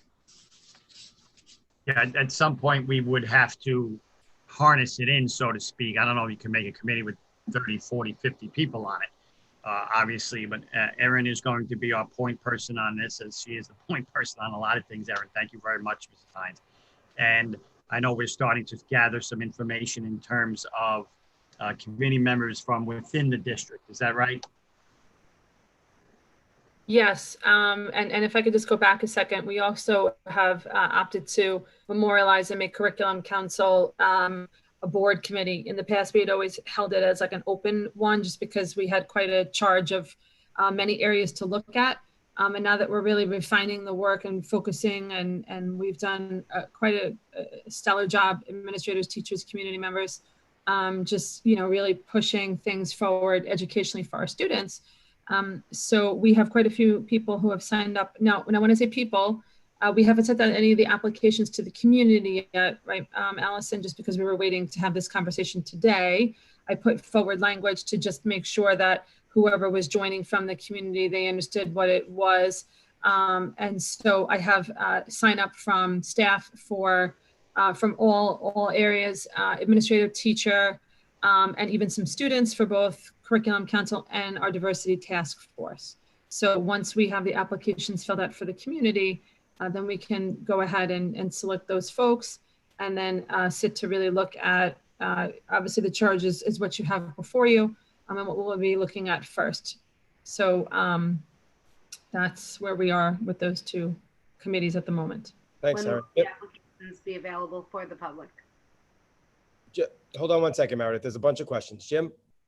Yeah, I think what we have to do is look at the difference between a board committee and a task force. For example, John and I are members of the district-wide safety team. We're not, we don't come to the board to ask for direction for that team. We know what our goals are and what our charge is to do when it was created. Of course, if we come up, John, you correct me if I'm wrong, if we come up with something at one of our safety team meetings that needs board approval, we come back to the board and say, listen, the safety team has decided that this is a good way to go. And then, of course, we would need board approval to move forward. And of course, keeping the superintendent in the loop at all times. I'm Jim, thinking that this can I ask task one quick force question about that real fast, Jim? What's that? Can I just ask you one quick question just about what you just said? Okay. Don't we approve every year the safety plan that team works on? And we can ask questions on that plan? You approve the safety plan. That plan creates the safety team. It's not like that's all drawn out in the safety plan. Okay. Okay. Yep. Sorry. Now I'm looking at this diversity task force that we all voted on as a similar entity, not a board committee. That is a task force. It has, you know, what was drawn out on this paper here, a set of goals and a set of ideas. And maybe it needs a little tweaking as far as what Alex brought up, the number of people here, a number of people there, how many students, how many of this. That may be true, but certainly shouldn't be asking for a direction from the board. It's already been established as a task force. And I think what Erin just said, it kind of falls into that. You had a curriculum, I don't know what it was called then, but you had a curriculum something or other that wasn't part of the board's committee. It was then eventually made part of the board's committee. And so then the board gave it directions on what it wanted it to do. Now, it actually ran a little differently, Jim. I think to what you're saying about the safety team, it was, you know, there is something in our policy about having like a curriculum review committee. And we expanded that to more of like a feedback committee. Because as you had said, we weren't looking to change policy or anything else like that. And also to what Mr. Scavo said before, really just looking at like the educational programs in our district. So anybody was free to come to that committee to kind of give their feedback, ask questions. We brought lots of teachers, administrators to share pilots, resources that we had. So the diversity task force I would see as running similarly, but just a little bit more refined. The only issue with having like an open task force, curriculum council, whatever, is that you don't have longstanding members. And it is quite challenging when you don't have people who are, not that they don't want to be committed, but they're not there each time. You're almost starting the conversation over and having to kind of backtrack. So it is a little challenging to get real feedback and data. So, you know, as far as I'm concerned, the way that it was laid out and Ms. Waddle was right up, and then what we extended it to so that we can put it on an application is exactly what we see it as, really helping us to look at resources, programming, professional development that we already have in place, and how do we refine that and bring more, and whether it's more books, whether it's, you know, additional electives like the ones that we have at our high school, whether it's looking at classroom libraries, whether it's looking at professional development, all the same things that we do in curriculum council, but this is more focused on our diversity efforts throughout our school district that continue. Rob? Jim, I'm sorry, if you're not done, please. No, I stand corrected as far as the curriculum council committee goes, but I just want to reiterate the fact that the task force as it was established is not a board committee. That's all. That's what I'm saying. And as such, it has kind of a different focus. I think that's where a lot of the confusion was, and a lot of the conversations that either people have texted me or emailed me throughout between the board meetings, which is why we put it on pause to have this conversation. Well, all right. I mean, I'm just, as far as I'm concerned, I think the only question I think that was raised is that why isn't there? What is the direction to the task force? And my answer to that is the task force was developed. It was brought up. It has a direction. It has a set of goals and a set of operation. So it's not a question of coming to have this task force, but it has to wait for a board direction that the board will say, okay, you know what we want you to do? We want you to work on this. They know what they're going to work on. They're going to work on diversity. And that's what they're going to work on. And of course, as in anything else, if there's going to be a change whether it's in curriculum, training, anything, of course the board's got to approve. So it's not like the board is not involved at all. It's just they're not involved in setting everything in motion. They've already set everything in motion when they established the task force. Thank you. That's my take. And I think that's a valid opinion. I think there's people who don't necessarily agree. Rob? Jim, I mean, I'm gonna say to you that I think every group, whether it's a curriculum council, whether it's a curriculum review committee or a budget advisory committee, whether you call it a task force or committee, it's still a subcommittee of the Board of Education. And ultimately, any recommendations that come back, okay, should be made to the board, okay, with input from administration. Like any group, there's got to be parameters, okay. And to be honest with you, the Board of Education had no part in writing any of that. It was written by a board member, okay. It was approved. It was approved. It's not going to work if we interrupt each other. We did not approve. We all We watched last approved night. the establishment of the committee, okay. And I think there was board members that said, "Look, yeah, I'm in favor of it. I think it could be a great committee. I think it could be a tremendous support for the community." But I think the board members want to know what the committee was going to be doing, okay. And we didn't have that, It's all here. It's all here. You had it. Sarah watched that, but you wrote that, all right. The board didn't write that. You guys all read it. You discussed it. Right. Hold on a second. Nor did the board charge you without going out and doing that. They didn't. So if I wanted to run a club, okay, let's say, for example, the Spike Club, okay, and I met with those two students and I got four board members to agree, I could write the direction, the parameters for that Spike Club and just give it to administration. It doesn't work that way. I think there's got to be input from the entire board. I think there's got to be a charge. I think there's got to be a mission statement. And I think people need to know what they're signing up for. And I think Erin did a good job in putting together that charge and putting it on paper. So now if somebody wants to sign up for that committee, they know exactly what they're signing up for, okay, and that they can get involved. But to Alex's point, I think that we need to have parameters set so that we don't have 100 people on this committee. And Jim, you know what happened last time back in, I don't know, was it 2000, the committee of 100 to build schools, 200, okay? It just starts to become out of control. And I think what this board needs to do is set parameters and say, look, we're going to have 8 community members. We're going to have 4 students. We're going to have 2 administrators. We're going to have, 6 teachers, maybe 2 from elementary, 2 from middle school, 2 from high school, all be part of this committee, okay? So that we could move some really good things into the school that deals with diversity, whether it's books and stories or creating a change in curriculum. But all of those recommendations really should come back to administration and then to the board for approval. And the board might not want to move in a certain direction, or it might not even be the recommendation of administration. But ultimately, whatever the committee is called, it's still a subgroup of the Board of Education. We approved it. And that's how I look at committees, task force, advisory groups as that. If you would allow me to, Meredith has been holding her hand up. Yeah, I see you, Meredith. I'm trying to shake my head. Sorry, Meredith.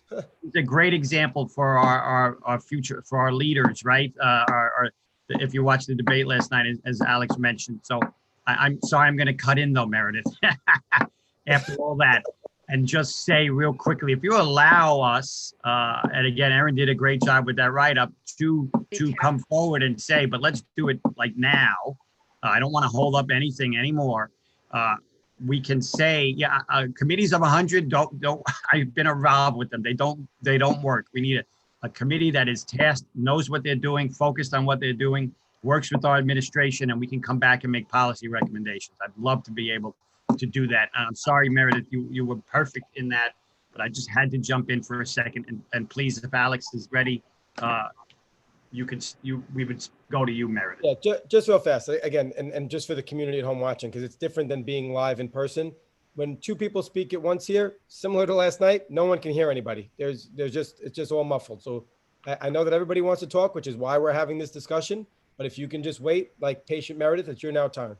Please, Meredith. Sorry, I think I lost connectivity anyway, and I was talking and I shouldn't have been.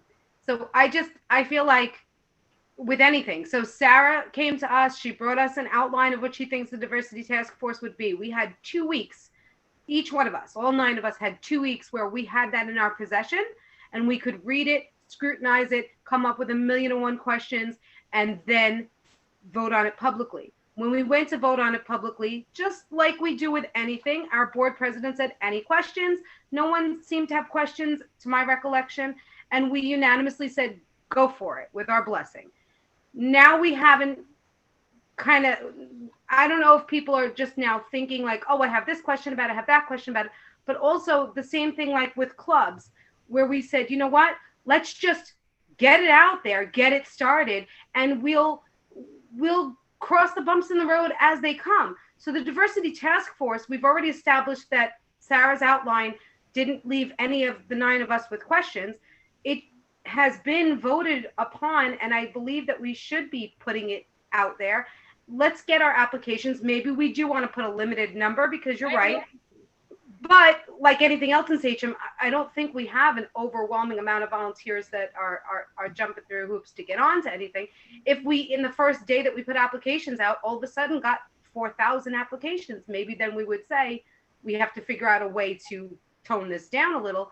But at least let's get these applications out there to people. I think we can be very close to that. I think we really can focus on this tonight and move forward. Again, I did interrupt. I'm so sorry. You're allowed to. Matthew? I just want to chime in quickly. So I totally, like the rest voted. Matthew, we can't hear, unfortunately, hold on. We're not going to be able to hear you right this second. I'm going to let Rob go first. I think it's a great thing. It's needed. Yep. Go ahead, Rob.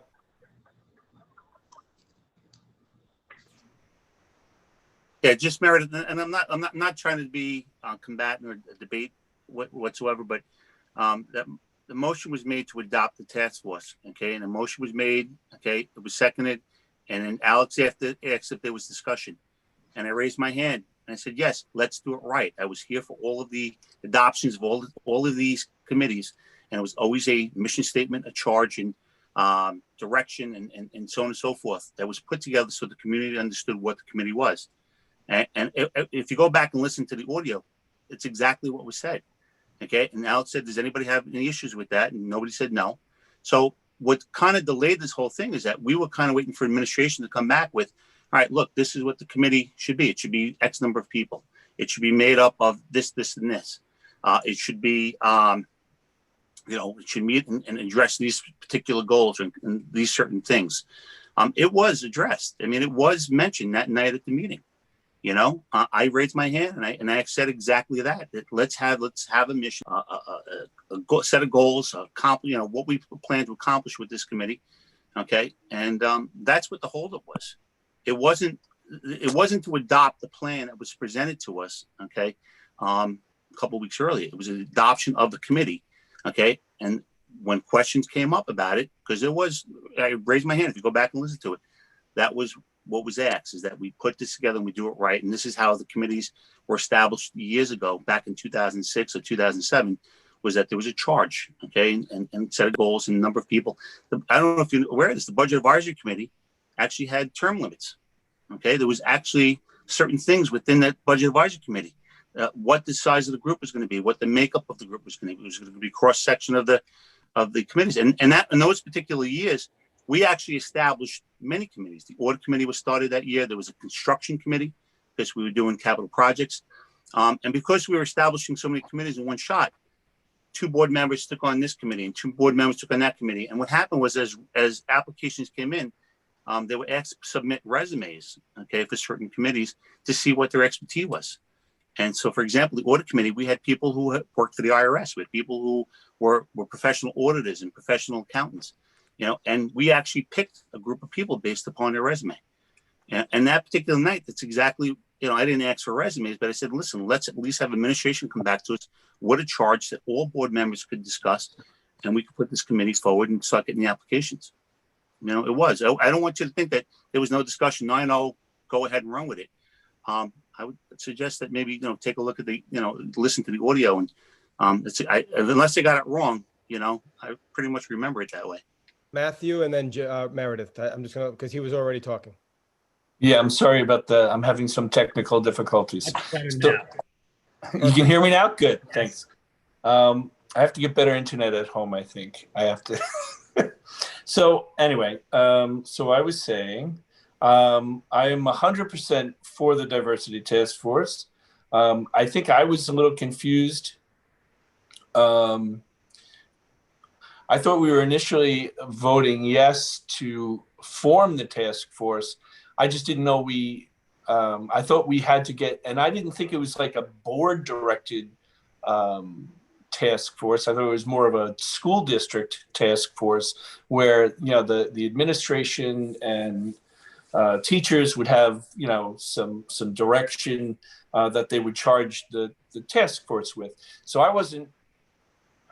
when I say I have questions, I didn't have questions then because I thought we were just voting for the very idea of having the task force, not exactly what exactly the task force would do.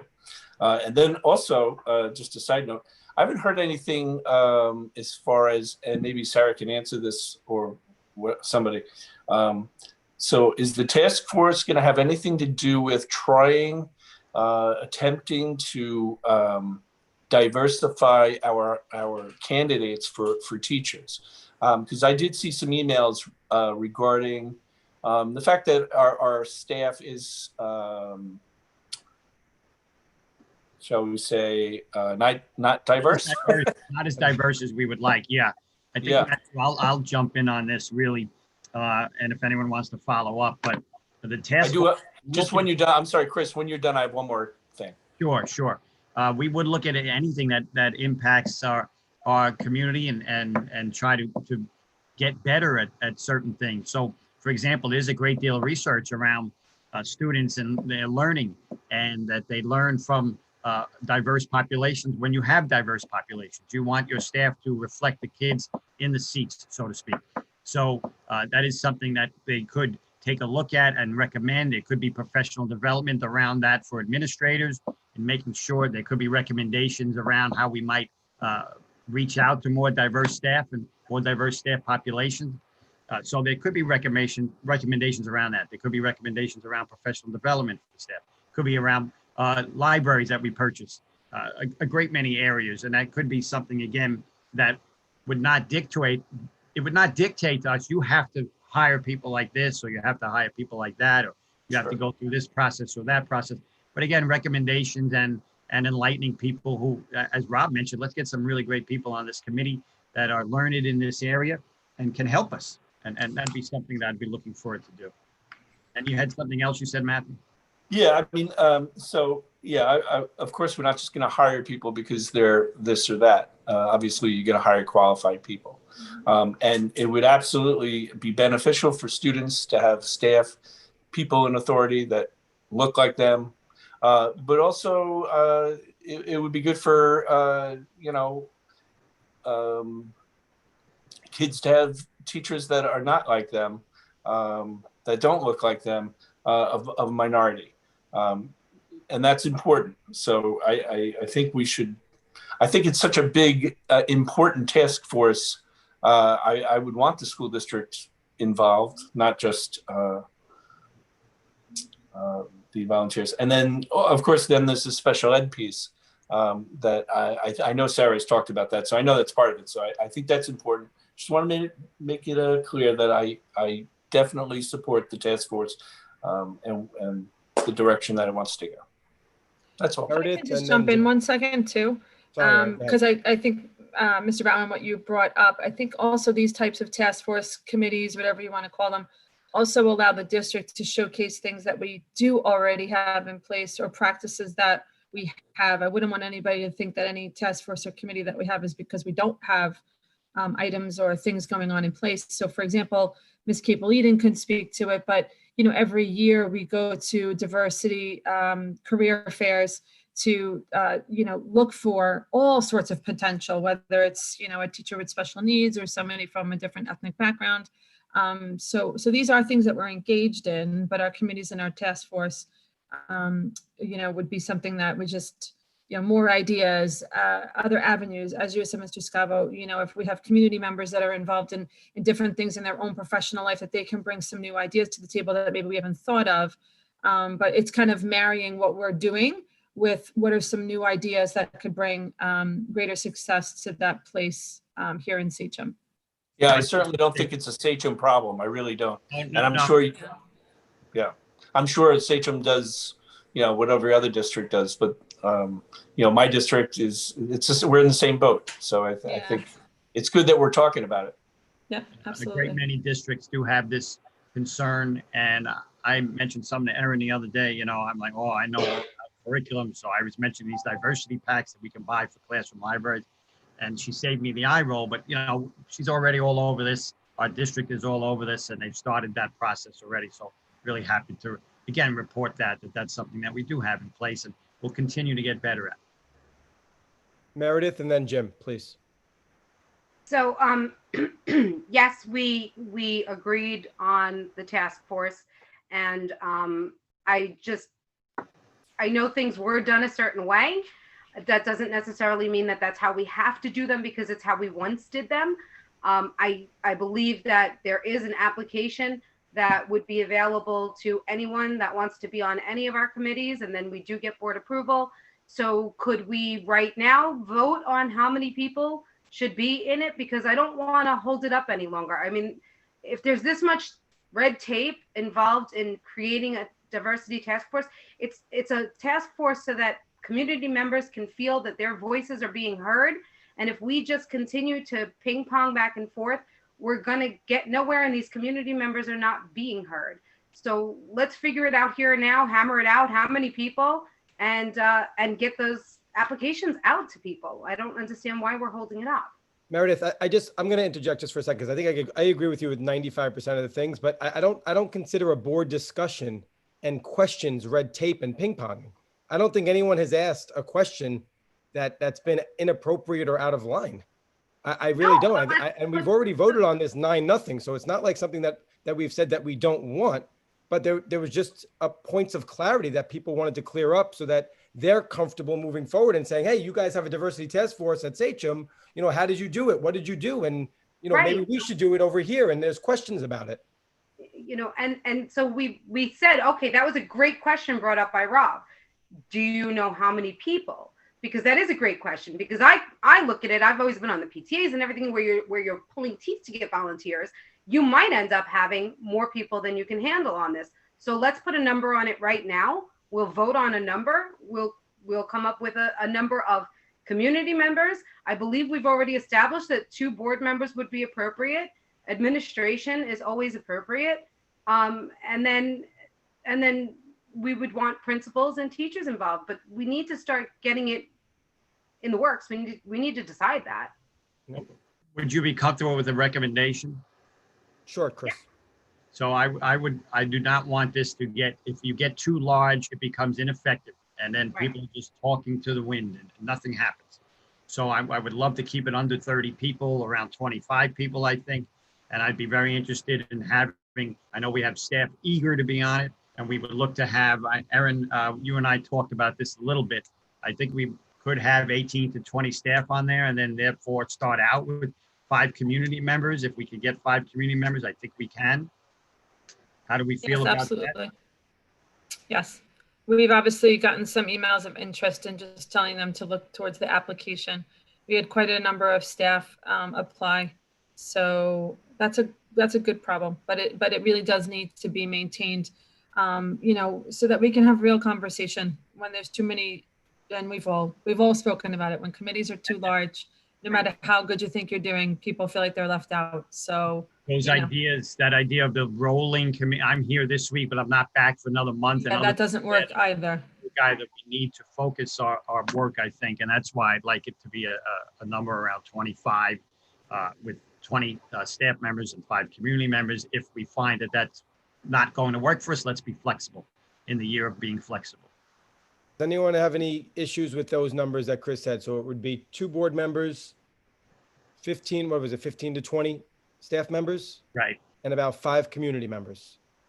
I'd just like to add, if we could, 5 students, because I think the students' input is probably more important than anyone else's. So what if we did elementary, middle, and high, something like that, or 2 high, a middle, and then I don't know, 5. Again, we're getting to And how do those kids get to our committees at night? Maybe middle and high school. Maybe just middle and high school. Great point. Yes. Right. Our SEL chairs helped me to kind of grab names, survey names who are of interest. So they're primarily from the middle school and the high school. Because we have 5 right there, 5 schools, right? So 1 per school. There's your 5, Meredith, and I guess we could. You can have a representative from each school. So then we're definitely getting to like, if it's 5 kids and 15 staff, there's 20 and then 5 community. I'm about to call on Jim because I'm just used to being the teacher in the room, but Alex, that's. Jim was next. I was waiting for that part, please. Yeah, Chris, that's interesting. And I would definitely go along with what your recommendation is for the number of participants. But I just wanted to bring out that other than the number of community members in Sarah's documents, she did put down the number of people all the way down: 1 district administrator, 2 board members, council president, 1 teacher from each building, parents, 2 parents from K through 5, 4 parents from 6 through 12, 2 student members, 1 from each high school. And then the community members didn't have a number. And I like 5. I think that's a decent number. Do you, Chris, want to change that makeup and just go with what you just suggested? Chris, I don't know. Chris, this was kind of broken down into every single area. Yeah, all of that was actually decided upon and put forward before my arrival, right? Okay. I believe. So if we're comfortable with that, if not, then I'd like to listen. But as Meredith said, let's get on this. I'm with Meredith on this. Well, let's get the number and then direct the administration to get the applications out. I'm with you. So does anyone have an issue with the number that Chris had talked about? 5 students, 1 from each school, 1 from each secondary school, 5 community members, and 15 to 20 staff members. Yeah, again, I don't want to get too big. Let's start with 25 and see where we go from there. How about that? Perfect. Rob? Yeah, Alex, these meetings, like any other board, subcommittee, or group, are open. They're open to the public, right? So if people wanted to come and sit in a room and actually listen and see what it's all about, they would be able to. I have no issue with that. Sarah, if you were to meet in person, we can do that. And if you were to meet on Zoom, is that something that everyone is comfortable with, just like Jim's and just like the BAC? I didn't hear you, Sarah. I'm sorry. We'll have a Zoom code, so whoever wants to join can join. Can we set, Allison, is it hard, or whoever wants to answer this question, but is it hard to set it up so that people can watch it on YouTube just like this instead of sending out a Zoom code? It's not hard at all. It's not difficult at all. Would anybody have an issue running the committees like this so that people can there's one spot? No, we're not sending codes out. Who doesn't get the remind? Who doesn't get an email? They know that they can watch it on our Sachem YouTube page. Great. Yeah, it's definitely something that's easy to do once we set up our Zoom meetings. It's a simple matter of linking in our YouTube channel. And, that's certainly doable. It's easy to you, Allison. Right. And all of the applications are approved, no matter what committee it is. They're all approved by the board. Anybody who applies. Wait, you're gonna limit the students and the kids to a certain number. So I think the students are not going to fill. Are they going to fill out an application, or are we going to let the SEL chairs coordinate that and allow them to? I don't want to use the word choose. Fair, we would let them fill out an application like everybody else. You know what though, I don't think we knew that ahead of time. So we've had quite a few students that have already signed up. But if we wanted to go back in time, I guess we could have them. If we're going to limit the number to 5, Erin, did you get more than 5 kids that wanted to do it? Yes. I hate to turn people away, but we may have to work with kids that are, did you get elementary kids or middle and high? Well, I'm just thinking if it was, agreeable, maybe we can just have the students on a rotational basis. I hate to limit the voices only because they each kind of represent a few different diverse populations that we have. So I think it might be nice to think about that too, but otherwise we can go back and do some sort of like a small application. I'm fine with that. I think the more kids, the better. I don't know how everybody else feels. I love that. Rob? Just one question, and maybe this question is for Chris Clayton, is that, this task force might be dealing with some real sensitive issues, and you might have students that come forth that share stories, okay, that might be very personable. Do we want to air this on YouTube? Where... I appreciate you sharing that, Mr. Scavo, because that was one thing that Dr. Pilateri and I talked about, that we just want to make sure that we are respectful of the privacy of people who might be talking about things. So, a student's personal experience, you might not, just my thoughts. I'm not sure we want to, put that person on the spot and they share it and all of a sudden it's out there recorded. Well, I personally, I wouldn't be asking people to share about their personal stories, just more, giving feedback to what their thoughts are. So, we could do almost like a little pre-training for any of our committee members too, on when it comes to sensitive language. Maybe, Mr. Clayton can be a part of that and help us to kind of, put parameters and rules around that. But of course, just like we always do in school, if a student or a community member needed to talk about something privately about their own, then, we would have that conversation outside of the committee. But still, some of the subject matters are, sensitive. So, making sure that the community knows that before they, come in. Not necessarily about Johnny Smith, but that we're talking about just an overly sensitive topic. Yeah, my concern, if the community is having a discussion about experiences of things that happen in school or in a different school, or and a kid just said, "Well, this happened to me," it's that sometimes you can't even stop them fast enough before they tell their story. I'm just saying, for sensitivity purposes, do we want to run a couple meetings first before we decide to pilot it and run it on YouTube, just to see how things go, so that we protect the security of students. So. We could definitely do some training as well of staff, maybe Erin, if you're going to be on this committee, where Allison will show us how to kind of sever that cord if need be, if there's an emotional moment for a child or a parent member, anyone that may not want that out there for the world to see memorialized on YouTube. And it's certainly something we have to consider. Just my 2 cents. I'm just going to take the other side just to make an argument. If there is something serious going on, I mean, obviously we don't want to broadcast, but I think everyone should hear it. There are people that doubt that things are happening, and I think that if it's out there, they should know. The community knows that everything is not roses and rainbows. When you deal with minors, we have to be very careful. Yes, I understand.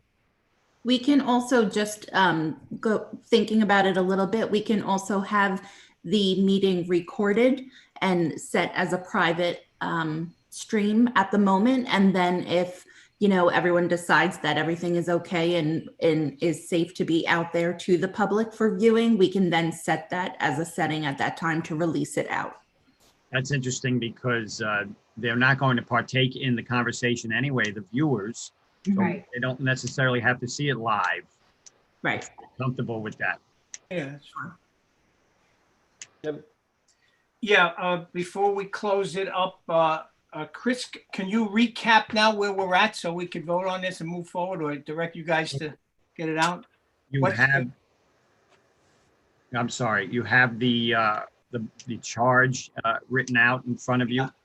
If there are no questions on that now, as we are understanding it, we're going to have a committee, the recommendation of 25 people, including 5 students, from 3 from the middle, 1 from each high school.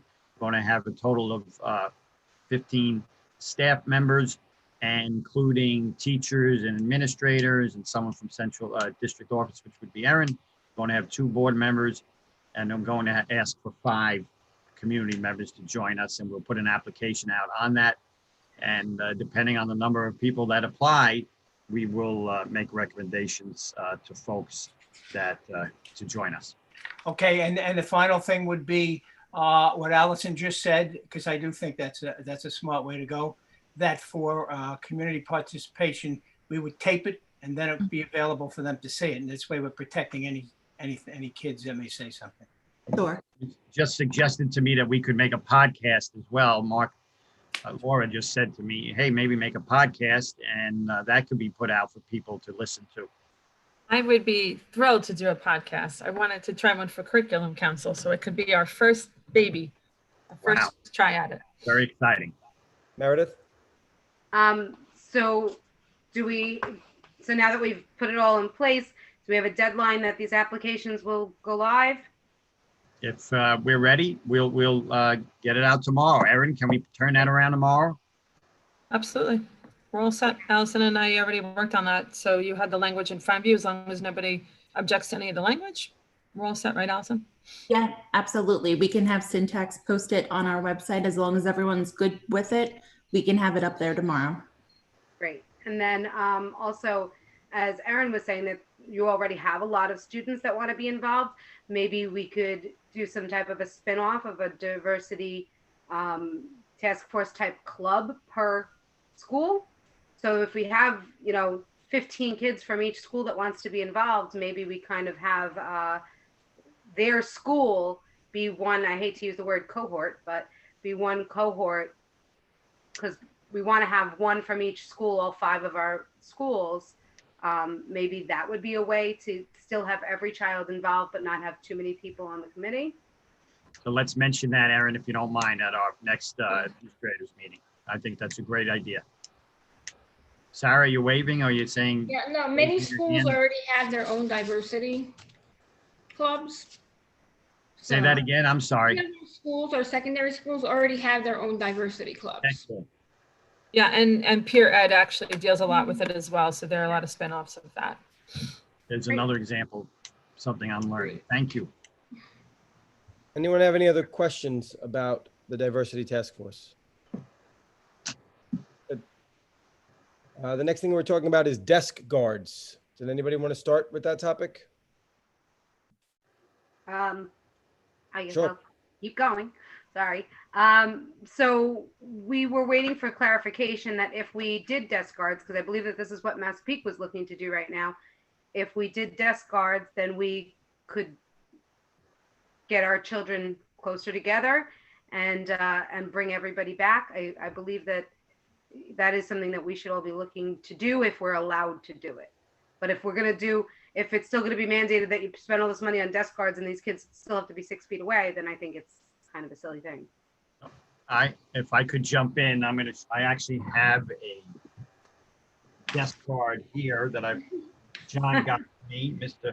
O'Keefe, and I could actually set it up on here. I wonder if I can. You can't obviously see anything, but you sit in it, inside it like this, and you do your work in there. My understanding now is that many districts are using these and that they are permitted to lessen the 6 feet with social distancing, because this is the social distancing along with masks. I'm going to ask Chris Clayton to join us at this moment. And Chris, I know this is different, I think, than advice we had before. The guidance documents allow us, with the combination of masks and those guards, one of the prerequisites that we had to have was that our architect would approve the structure, so to speak. There are fire safety standards and things like that, but having found and had the architect sign off on a compliant guard, and I keep calling it plexiglass, and it's not, you're permitted to lessen. In other words, you can increase the number of students in the classroom. You can lessen the required distance when you act with the combination of that appropriate approved guard and masks. There were some questions around the idea that the guard could serve as a complete substitute for the need for masks. And, the guidance document talks about, in one section, guards/masks. And I think that the interpretation that has been widely taken by all districts who are looking to implement this, and the one that I would recommend to you as your legal counsel as the appropriate interpretation, is that you have the combination of masks and the guards, which will allow you to put more children into a classroom and remain compliant. So again, please, let's hear some more questions first before I talk anymore, if you don't mind. Jim. Oh, okay. Chris, or Dr. Pelletieri, does this mean that if we did this, we could eliminate remote and everybody comes back? No, we would still have to offer remote for those folks that No, want it. I'm sorry, let me back up. Yeah, I know people that still want to do it, but now we would have the room for anybody. In other words, no need for an AB day anymore? Yay. If you wanted to take that into consideration to bring kids back, you could bring them back in larger numbers and have them in your building carrying these. So at the secondary level, your middle school students, your high school students will now walk the halls, walk back and forth home and to school with their own guard. You could attempt to do that. I would recommend we do that very slowly. We be very thoughtful about that. One of the reasons I mentioned this, or I'm glad it was brought up tonight, and I had one, is the fact that we are, I'm thinking about elementary level initially. We have the 6-foot distancing right now and have as many students back as we have wanted. However, more students are returning from remote, which we must allow them to do. That's my understanding from our attorney in terms of providing education to our students if they want to come in live. And more students, more students move in every day. People move into Sachem, wonderful district, wonderful communities, Sachem family, they want to join. So, and we're happy to have them. And we're running out of room in our elementary classrooms for students because we are at that 6-foot barrier. So the sense would be that we could lessen the 6 feet. We wouldn't make every room all back to the way it was, but we could lessen that 6 feet, maybe make it 4 feet, maybe think about side to side still being 6 feet, but forward and back being less than 6 feet, so we can get more desks in those rooms for those students that want to come back. That's an initial thought.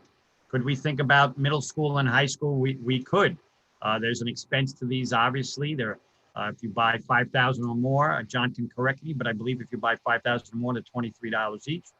So we'd have to be cognizant of that, and just cognizant of the impact of having 2,000 kids in North, 2,000 kids plus in East, and then back in our elementary buildings. Look at what happened at North today. That was only half the kids in there. And that started kind of popping off today, which is why we went to transition to distance learning. Imagine if everyone was back. I'd be concerned about initially doing something like that. We could think about doing something like that by grade, maybe trying it, slowly starting to roll that in. I know other districts are starting to transition this type of thing in, but I think we're up against it at the elementary level with our kids in these classrooms, and we are going to run out of space. And my understanding is, again, we have to allow them back in if they request it. Is that for at the elementary level? Right. Is it your idea that, because I know you sent out a document that said there was a couple of ideas that you were going through, one of them being a school that has the room, and I know that's not going to go well over with any parent, but are you thinking of just those buildings that may have kids coming back that pushes us over the limit, that you would put those in a particular grade of that number of that student that has gone over the limit? So it wouldn't be the whole elementary building with these desk things. It would just be, say, the 4th grade, because that's how many kids now made the 6 foot impossible. I understand exactly what you're saying, and that's something that we could decide together. It's a thoughtful approach. We could get them for all elementary K through 5, put them up as an additional barrier for protection. Department of Health recommends them. And again, as you know, we are permitted to do that. And then we would reduce the 6 foot area where we needed to get a child in. And we could do that on a case by case basis. So it's not overall doing it with everyone. These desk cards have clips, so they would stay on that table. They'd be cleaned each night by our staff, just like the table would be. And they would stay within the building. They'd stay in the classroom. The student stays with theirs, and they eat in their classroom as well. So they'd be behind theirs all the time. So there'd be a couple of different ways to do it. Okay, thank you. Chris, can I just have a couple of questions? So you're saying to us that if we don't move forward with these desk cards, at least at the elementary school, because of the parents that decided for whatever personal reasons to go remote, and now they're changing their mind, or if people have moved into the district, that if we don't go forward with these desk guards, we may have to go hybrid for the elementary school because So we don't have the space to get them all in. That is correct. If we continue to get kids back or kids moving in and we run out of space, so there's a couple of options. One, we could say, all right, there's a fourth grader who used to go to Nokomis and was remote and now wants to come back, and let's just say that that fourth grade is full there and they're already using a larger space, so they have no other space to go to. We could say, well, there is a space in Hiawatha, so we'll put the fourth grader there, or we'll put the fourth grader in Tamarack, another place. That gets real messy, real fast, transportation issues. Plus that child was in that building kindergarten, first grade, second grade, and I'm gonna put him somewhere else. I think we're gonna get a lot of pushback from families on that. But Chris Clayton, correct me if I'm wrong, please, but I think people want to come back, and people that move to the district, we could talk to them about maybe going somewhere else, but I don't know about our legal obligations around that. Well, and the issue for us is that we can probably set some reasonable limits on somebody who might say that they want to come back week 1 and be out week 2 and be that kind of hopscotching approach. I think we can set reasonable limitations on that, but at some point, when we talk about a semester or a quarter benchmark for somebody to say, I'm going to give you 2 or 3 weeks notice, we set a date and you can come back at this benchmark time, I think we'd have a difficult time, enforcing keeping someone out beyond, that sort of thing. So, as far as redistricting, we would have the ability to do it. But I think, as Dr. Peltier has said, the ability to get cooperation to deal with the transportation and the things like that, it begins to sound like a more reasonable approach to say, if this physical barrier combined with masks solves some of those problems, even at an expense, if it's an expense you can afford, then perhaps that's an option worth considering. Chris Clayton, can we legally tell families that want to come back that they have to wait until these desk guards come back so that we can break that 6 feet?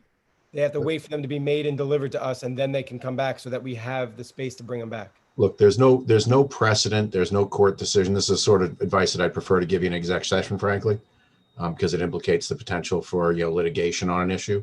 Okay. But as a general proposition, we are all working in this COVID environment, and most of what is occurring is an issue of first impression.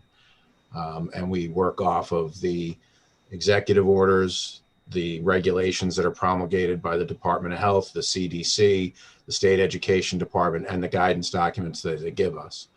And so I think it is reasonable for us to say that while we would put some restrictions on somebody's, whimsical decision to return on short notice, I think that it would become more difficult for us without looking at some other option like hybrid to deny the opportunity for people to come back in some capacity in a meaningful way, consistent with what's offered to others who are able to be present live for some or all of the instructional periods that we're offering. So could we talk about, let's wait until it, if it's a reasonable benchmark?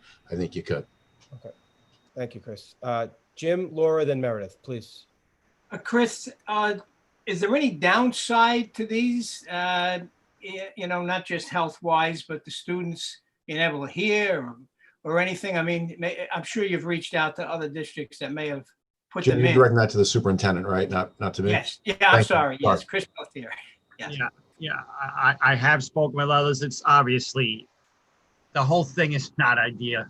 Jim, the whole thing that we're living through right now, but there can be a glare. There's white edges for reinforcement that could block a sight line. You'd have to move, within your guard. And, we have a board member who's living this kind of in another district. I think a couple folks. It's not ideal. Maybe the sound's a little bit muffled. There can be a glare from the smartboard, things like that. But from what I'm hearing from colleagues in other districts who have done this, some have done it earlier, and those who have been utilizing it for some time now, that it's something that they're willing to do it's worthwhile doing, and it does get more of their kids in. And a final question, if I may. The Please. high schoolers, if we went that way, the high schoolers would have to cart this back and forth all around the building? So initially, because they visit different rooms, that would be the model, and that's what several districts do now. The kids carry it from one room to the next, and then they bring it home, bring it back the next day. Again, 2,000 kids walking through a hall with a shield, like this, makes me nervous. I'll be quite honest with you. Laura? So Jim asked some of my questions.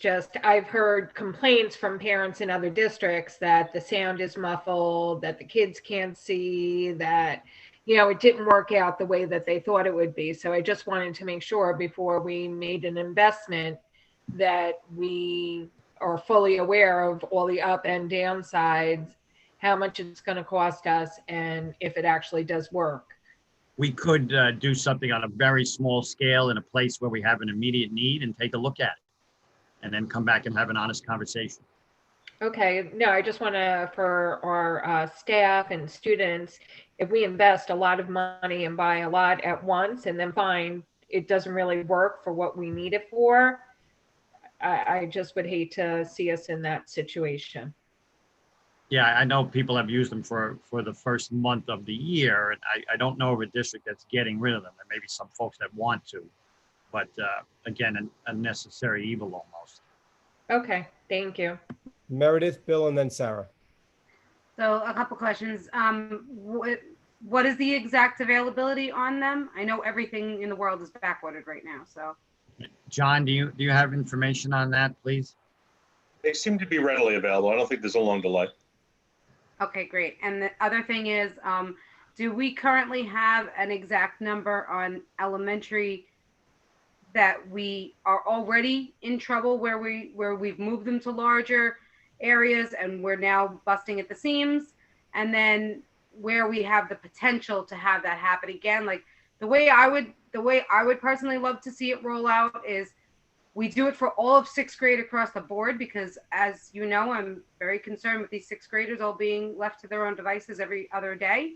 And then we also do it for each elementary that's in need. Instead of rolling it out through every elementary school, we just do it for the classes that are in need of it at the moment and could have the potential to be in the need if those remote learners want to come back.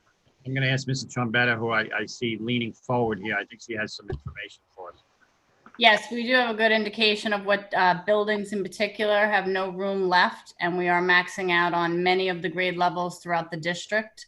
We certainly, like Chris said, could put them in a different building in certain grade levels, but we are facing another situation right now. We got today that there are 3 siblings wanting to return. We have room for 2 within the building, and that third we do not have room for. So again, we just received some of the desks that were back ordered, and we received those, and that helped in one particular situation with being able to fit another desk. So they are now looking to see if there's another desk that can go into that classroom. So we are at that in that situation in several buildings in different grade levels. And are there those white strips? Are there ones that don't have the white strips? Because I know I have friends who teach in districts that are using them. The white strips do seem to kind of block the view a little bit. Yeah, we'll continue to make sure we look at that, keeping cost in mind, keeping the approval from the architect in mind. As soon as I saw the white strips today, it came to mind, and someone mentioned that to me. So we'll take a look at that. And how soon do we think we would, should we be voting on this tonight? How could we roll this out?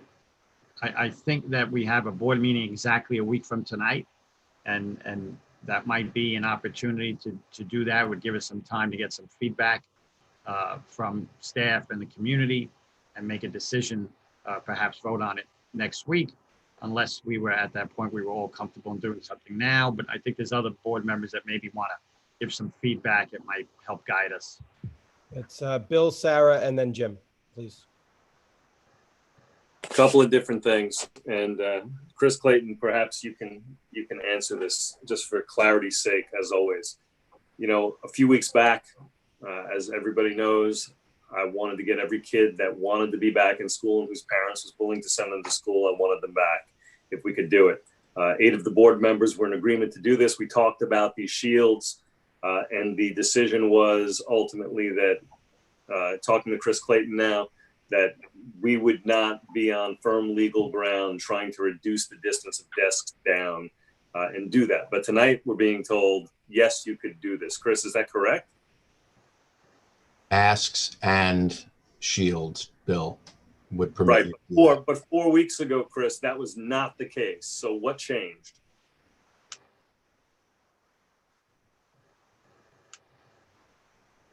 Chris, you're muted. I'm Yeah, I sorry. know. I was having a difficult time unmuting. Bill, I'm not sure exactly what you're talking about, but you know. Honestly. Okay, so let me elaborate. So back at the end of August, when we're getting ready to try to get kids back in school, this board was in wide agreement, 8 members, that we would buy these shields, have the students wear masks, and that we could get every kid who wanted to be back in school back in school. We were told that that would not stand legal scrutiny. What changed?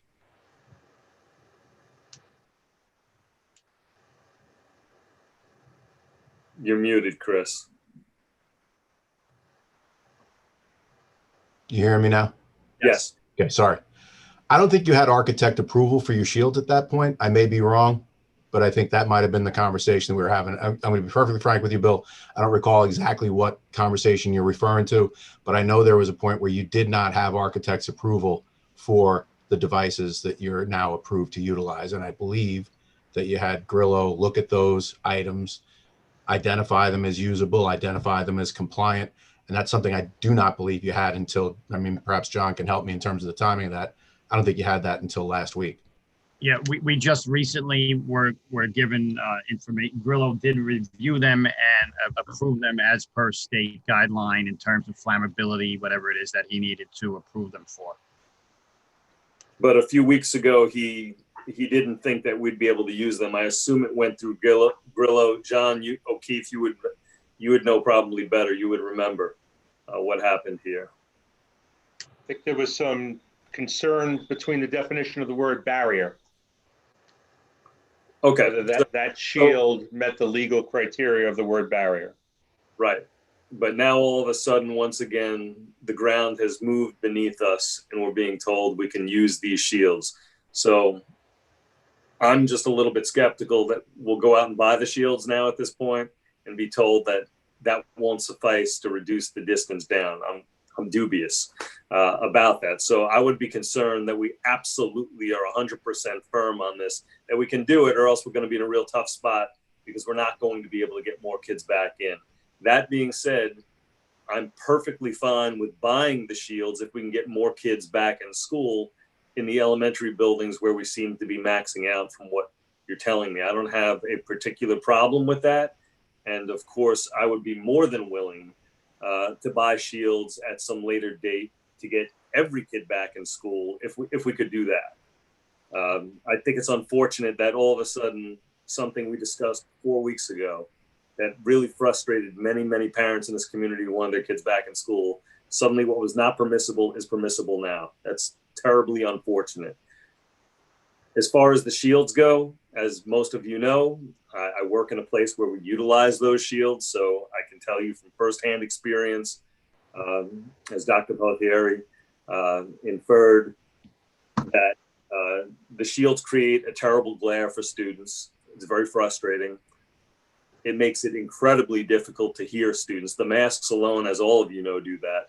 You add the shield to it, it seriously cuts down the decibel level of a student trying to speak and of them trying to hear. So there's a serious problem there. They carry them around. They get incredibly filthy. I will tell you that as well. Students can, accidentally, inadvertently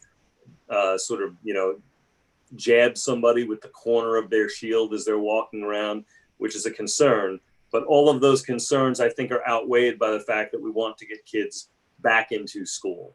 So once again, if we can get kids back into school and maximize the use of our space to get every kid educated to the best that we possibly can, instead of providing a product that is unfortunately not quite up to the standards that we want, then I would be fine with that.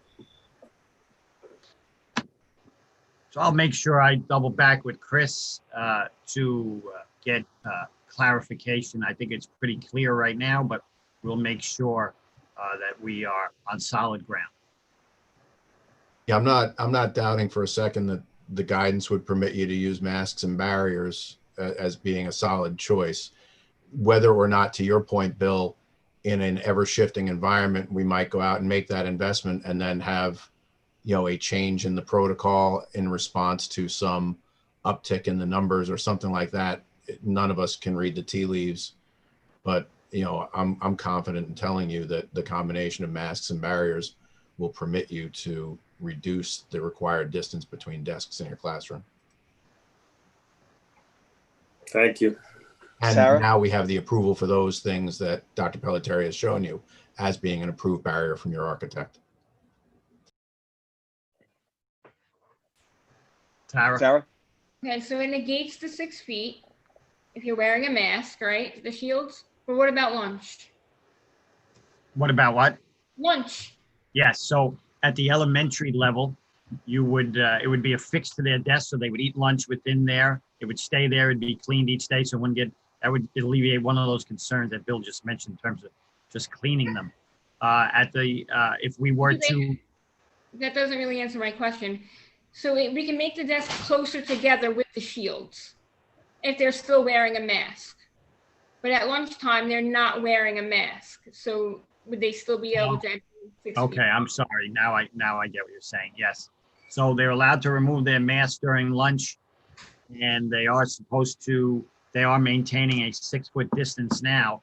My understanding is that when people go anywhere with indoor dining or anything, they can remove their mask and eat their meal and not necessarily have to be 6 foot apart during the consumption of their food. Again, I'll check with, that's something I'll ask Chris to please help me, Mr. Clayton, help clarify that in terms of, can they be with the mask? So they have a mask and a barrier, and now we're reducing it down to 4 feet instead of 6, and they need to eat lunch. Are they permitted to eat lunch without their mask and be at 4 feet? Yeah, we're gonna have to take a look at that. And again, you know, the critical part of this is that it's an approved barrier, you know, and if it's an approved barrier, then we've got the ability to do that. And again, you know, we're not dealing with a lot of precedent here. It's Jim, but just to piggyback quickly on Sarah, does that also eliminate the distance from music classes? Is that all in the same, like, it doesn't have to be answered tonight, but does that answer those questions as well? You will have to look at music, because in terms of the singing, and I don't know that they would, if the music is in their room, as we're pushing in now, Erin, I believe, right, we're pushing in specials and music, and so they would be behind their barrier with their mask currently, right? A lot of our special areas and service providers already have barriers.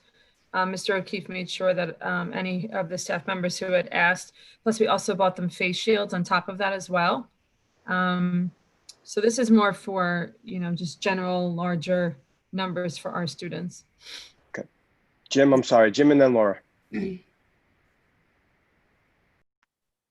Okay, do you guys know, as far as the elementary people coming back, do you know how many and what buildings and what grades they are?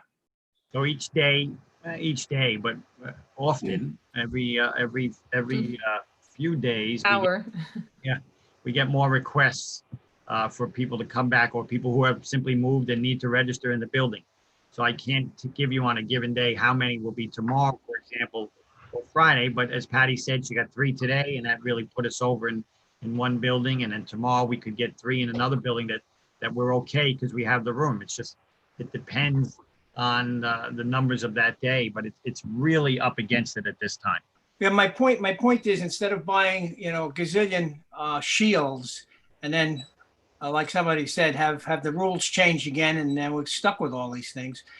if the issue at the moment is that these elementary buildings are now not going to be able to distance, and that could create, which is creating this issue, is it possible to kind of just target that grade, that building, that area with just that many table shields, and everybody should be fine? No? Or am I just being too simplistic about it?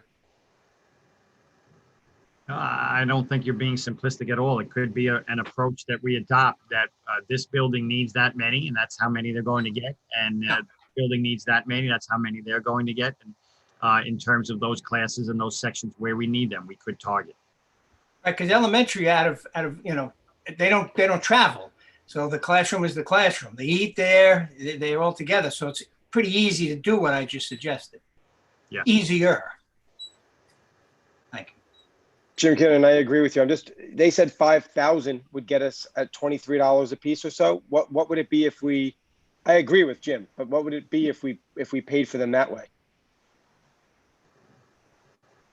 Mr. O'Keefe, do you have those numbers readily available? If you don't, it's okay. I just assume that it would be much more. What are you saying? Smaller quantities? Yes. Yeah, like if we only bought, They're we only needed $35 15, each. 20. $35 each instead of 23. Okay. Laura and then Meredith. So, Dr. Pelletieri, when we first looked at this, as Bill said in the beginning, districts that were using the shields plus 6 feet plus a mask. Are there any districts that are using these specific shields that you just showed us that are less than 6 feet apart, or is like Sachem going to be the test case? No, I don't like test cases. I don't like being test case. I don't want my students and staff being test case. We pilot things. We'll pilot technology, for example, but we will not be test case. So I'll just be frank with you. The district I came from day one, had all students in K to 5, and they're not 6 feet apart because they got all students in. So they've been doing it. Okay. And I know there are other districts as well. And I know there are other districts that are going to start to do it. So they're doing it less than 6 feet with a mask with shields like what you just showed us. Yes, Okay, great. Mr. Coggin, I think Roslyn may not be, they're not at 3 feet or 4 feet, but I know they're less than 6 feet, I believe, in a lot of areas.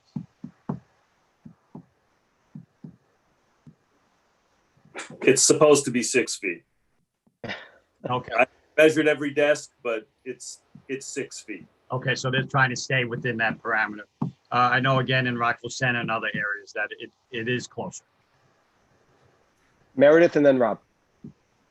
So, so can we vote tonight to maybe try this with, first of all, we need it for our elementaries. They can't go hybrid. We see in so many other districts that elementary hybrid is not working.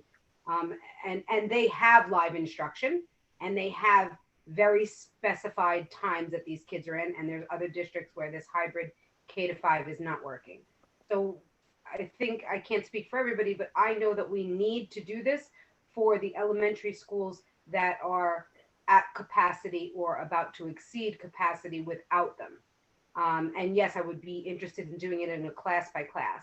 I assume we have, does anybody know how many 6th graders we have within our districts? Because like I said, I would like to pilot it, that's a good word, with our 6th graders, bringing them back every day and see how we can work this out, because it really is, there are other districts that are moving forward towards getting every child back in school every day. These kids need their education back. And if it means that they got to deal with a little glare, or they have to deal with a white strip in their face, or they even have to clean their own barriers, I'm pretty confident that the kids are going to be on board for that. I just know that pretty much every kid in this district wants to be back in school every day. Once you start dealing with the middle school or eventually the high school, just think about the cafeterias that are full with desks now, and we need all those desks back in class. They're just dominoes once we get to starting with 6th grade, for example.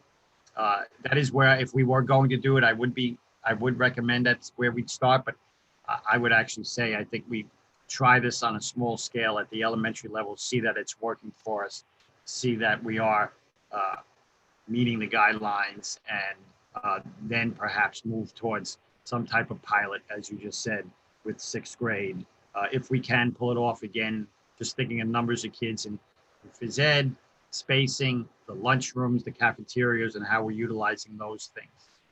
Busing, right now, all of a sudden, all those kids are coming at the same time. So there's a great many implications around it. I think that at the elementary, it's imperative that we do something now, though, because of those numbers. If in sixth grade, if they are traveling with their own little portable barrier, wouldn't that then enable us to use our traditional lunch tables and every child is in their own little cubicle barrier?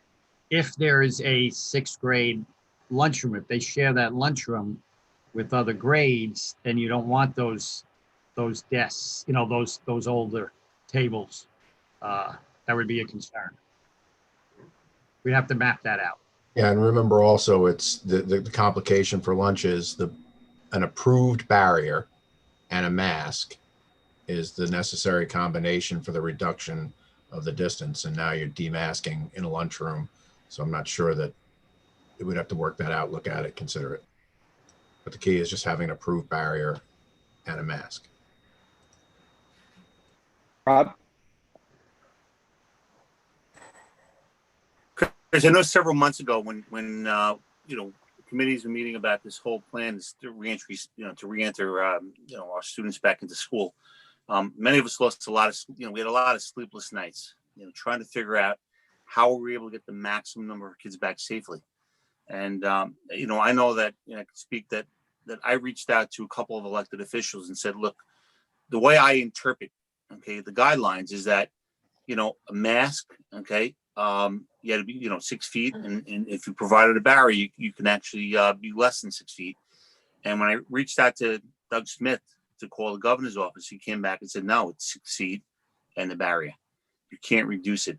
Now we submitted a plan, that we sent up to Albany that had to be approved. And we didn't have these dividers or shields, in the plan. Do we now have to resubmit a new plan and get approval from the state before we go out and spend $115,000 on 5,000 dividers? So it's not a plan that is, if we did it at the elementary level, again, our plan is all in. And so we would be using these barriers to continue that plan. So I don't know if we necessarily would have to do that. I'd have to rely on Chris Clayton maybe for some guidance in terms of if we started to do sixth grade or the other grades. Again, we have our hybrid plan. We'd still have a in full plan and we'd have a remote plan. So I don't know if we'd have to change that necessarily. We'll add it to the list of questions, Rob. Music classes, lunch, update to the plan, all will be looked into. Okay, and then I know that when we toured the buildings, we were looking at numbers of kids that were enrolled in classrooms. We had a couple of classrooms that were already at full max. A perfect example, Nokomis fifth grade had 4 sections. Each section had 20. When we posed a question, there were 9 kids at a remote. And the question came up as well, if these students come back, where are we going to put them? There was a classroom next door that was empty. It's being used as an OT room. Do we and I guess my question is, did we maximize all of our classroom space at every school? Okay, now we're in a predicament now where we just can't fit them. So Patty, you might be able to jump in on this and help me, but my sense is, like, for example, just this past week at just Tuesday, I believe, at Hiawatha, we had a student come back. We did not have enough room in 4th grade, so we picked up that entire class, moved it to the multipurpose room, which was the final large space we could utilize, and we did that. Is that right, Patty? Yes, it is. Most of the buildings are utilizing their multi-purpose room, their library, and any big areas, other than they have not utilized the gym or cafeterias. But they are utilizing as many bigger spaces as possible as classrooms. I know over in Grundy we're utilizing the art room. It used to be the art room, and now it is a classroom. And what just happened at Hiawatha is true. There were 3 4th grade classrooms. And they knew going in that they were maxed out, that if they did receive another student, one of them was going to have to relocate their classroom. And that is what just happened. The buildings we're dealing with, the one particular situation today, where we have the 3 siblings coming in and we have room for 2 and not the third. That building is already utilizing their multi-purpose room, their library, all big area spaces other than the cafeteria and the gymnasium. So we pretty much maxed out all of the space that we had available. So there are other classrooms. We certainly could break sections, but at this point, you're going to take It's kids. impossible. Yeah. No, you have to do that before the start of school, and that's why, I think that suggestion was made. But obviously, the cost would be much greater to start breaking sections. Look, if we could bring more students back, okay, and have these barriers, I'm 100% in favor. But like Bill said, I'm a little skeptical because I don't want to go out and make a $115,000 investment only to find that the state says, hey, no, you can't do that. And now we have $115,000 worth of dividers. But if we could do it, I would be 100% in favor of doing it, and if we could use this as a model, even for the secondary level, and we're able to get kids back, more kids back at the secondary level, once again, I would be 100% favor, but I want to make sure that we are able to do it. And so I'm going to rely on Chris Clayton and certainly rely on some of the people that advise us to be able to, make those recommendations that we could approve. Why don't we start, if you'll allow me to start at a small scale. We'll look at numbers, we'll look at buildings, we'll look at need, and we'll start on a smaller scale. There'll be a little bit more per unit, but I think it'll be a lot less than $115,000. And then we'll take a look at it. And if we feel it's something that's successful and we want to build a model on it, I think the next place we might go, I love Meredith's suggestion of 6th grade and going from there.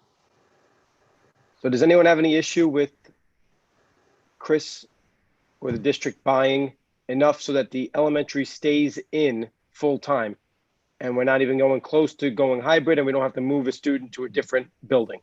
Is everyone okay for that for now? And then we'll get more information and move from there. I'm good. I'm good with it. Okay, good. There is remote learning on the board discussion. I know that we already kind of had that. Does anyone else have any other questions regarding that? Meredith? You're getting better at muting and unmuting. I know, sorry. I just want to clarify special ed because even within the time that we've been here, I've gotten some feedback from parents of special ed remote learners that are saying that they're not being contacted by teachers. So maybe we could put something in place where we're going to have somebody reach out to all of our special ed remote learners within the next 2 days or so. Put something in place for that. Please, Erin, if you have specifics, please give me that information, and Erin. And if not, that is still something that will be something that we'll work to do. Okay. And as I said, Mr. McElhern is working right now to go through all of the lists. He's been doing it for the past week, just to make sure that everybody is connected to So when I think we just need to see the specifics because we expect interaction every day. But if you mean that nothing has occurred at all, that is very troublesome. So of course we would want to address those first. Okay, and so those parents reach directly out to Mrs. Hines, Mr. McElhern, because I think some of them are even a little confused as to who their principal is because some of the teachers are coming from splitting schools. So should they reach directly to you guys? Can we just forward all those emails from Laura and Meredith, forward them to Chris and Erin, and I'm sure that they'll get back to them and get them the right information. I already did. Okay. Thanks, Laura. Thank Rob? you. Alex, my question, I do have questions about remote learning, but I don't think I'm able to ask them out here. So if we're going to continue this conversation in exec session, I definitely have some questions. I think that some of the conversation, just like last meeting, is going to be an exec for sure. Anyone else? Anyone have any future agenda items for discussion? Okay. Remote Next learning. meeting. I'm not being, I'm not kidding either. I mean, that's we'll put it on every single time until it's perfect. If we have to, well, I don't know if we'll ever get perfect, but we're going to get better. Sounds good. I actually Sarah? did. Can we bring up readdressing offering ASL 3? You want to put that on there Oh, for future 3. agenda, for future discussion? Yes, that would be Okay. great. Allison, would you just record that? Oh, look at that. You're already moving to do that. Thank you so much. The next regular meeting of the Board of Education will be Wednesday, October 7th at 7:30 in the Board of Education room as of right now in the Samoset Annex. Can I please have a motion? Just give me 1 second. I have to get to this. I apologize.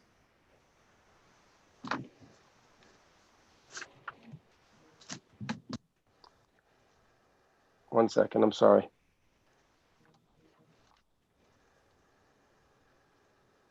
Can I please have a motion to move into executive session to discuss employment of a particular personnel, matters relating to a particular student, confidential matters relating to the sale or lease of real property, and collective negotiations? Motion by Sarah, seconded by Matthew. Any questions? All in favor? Good night, everyone.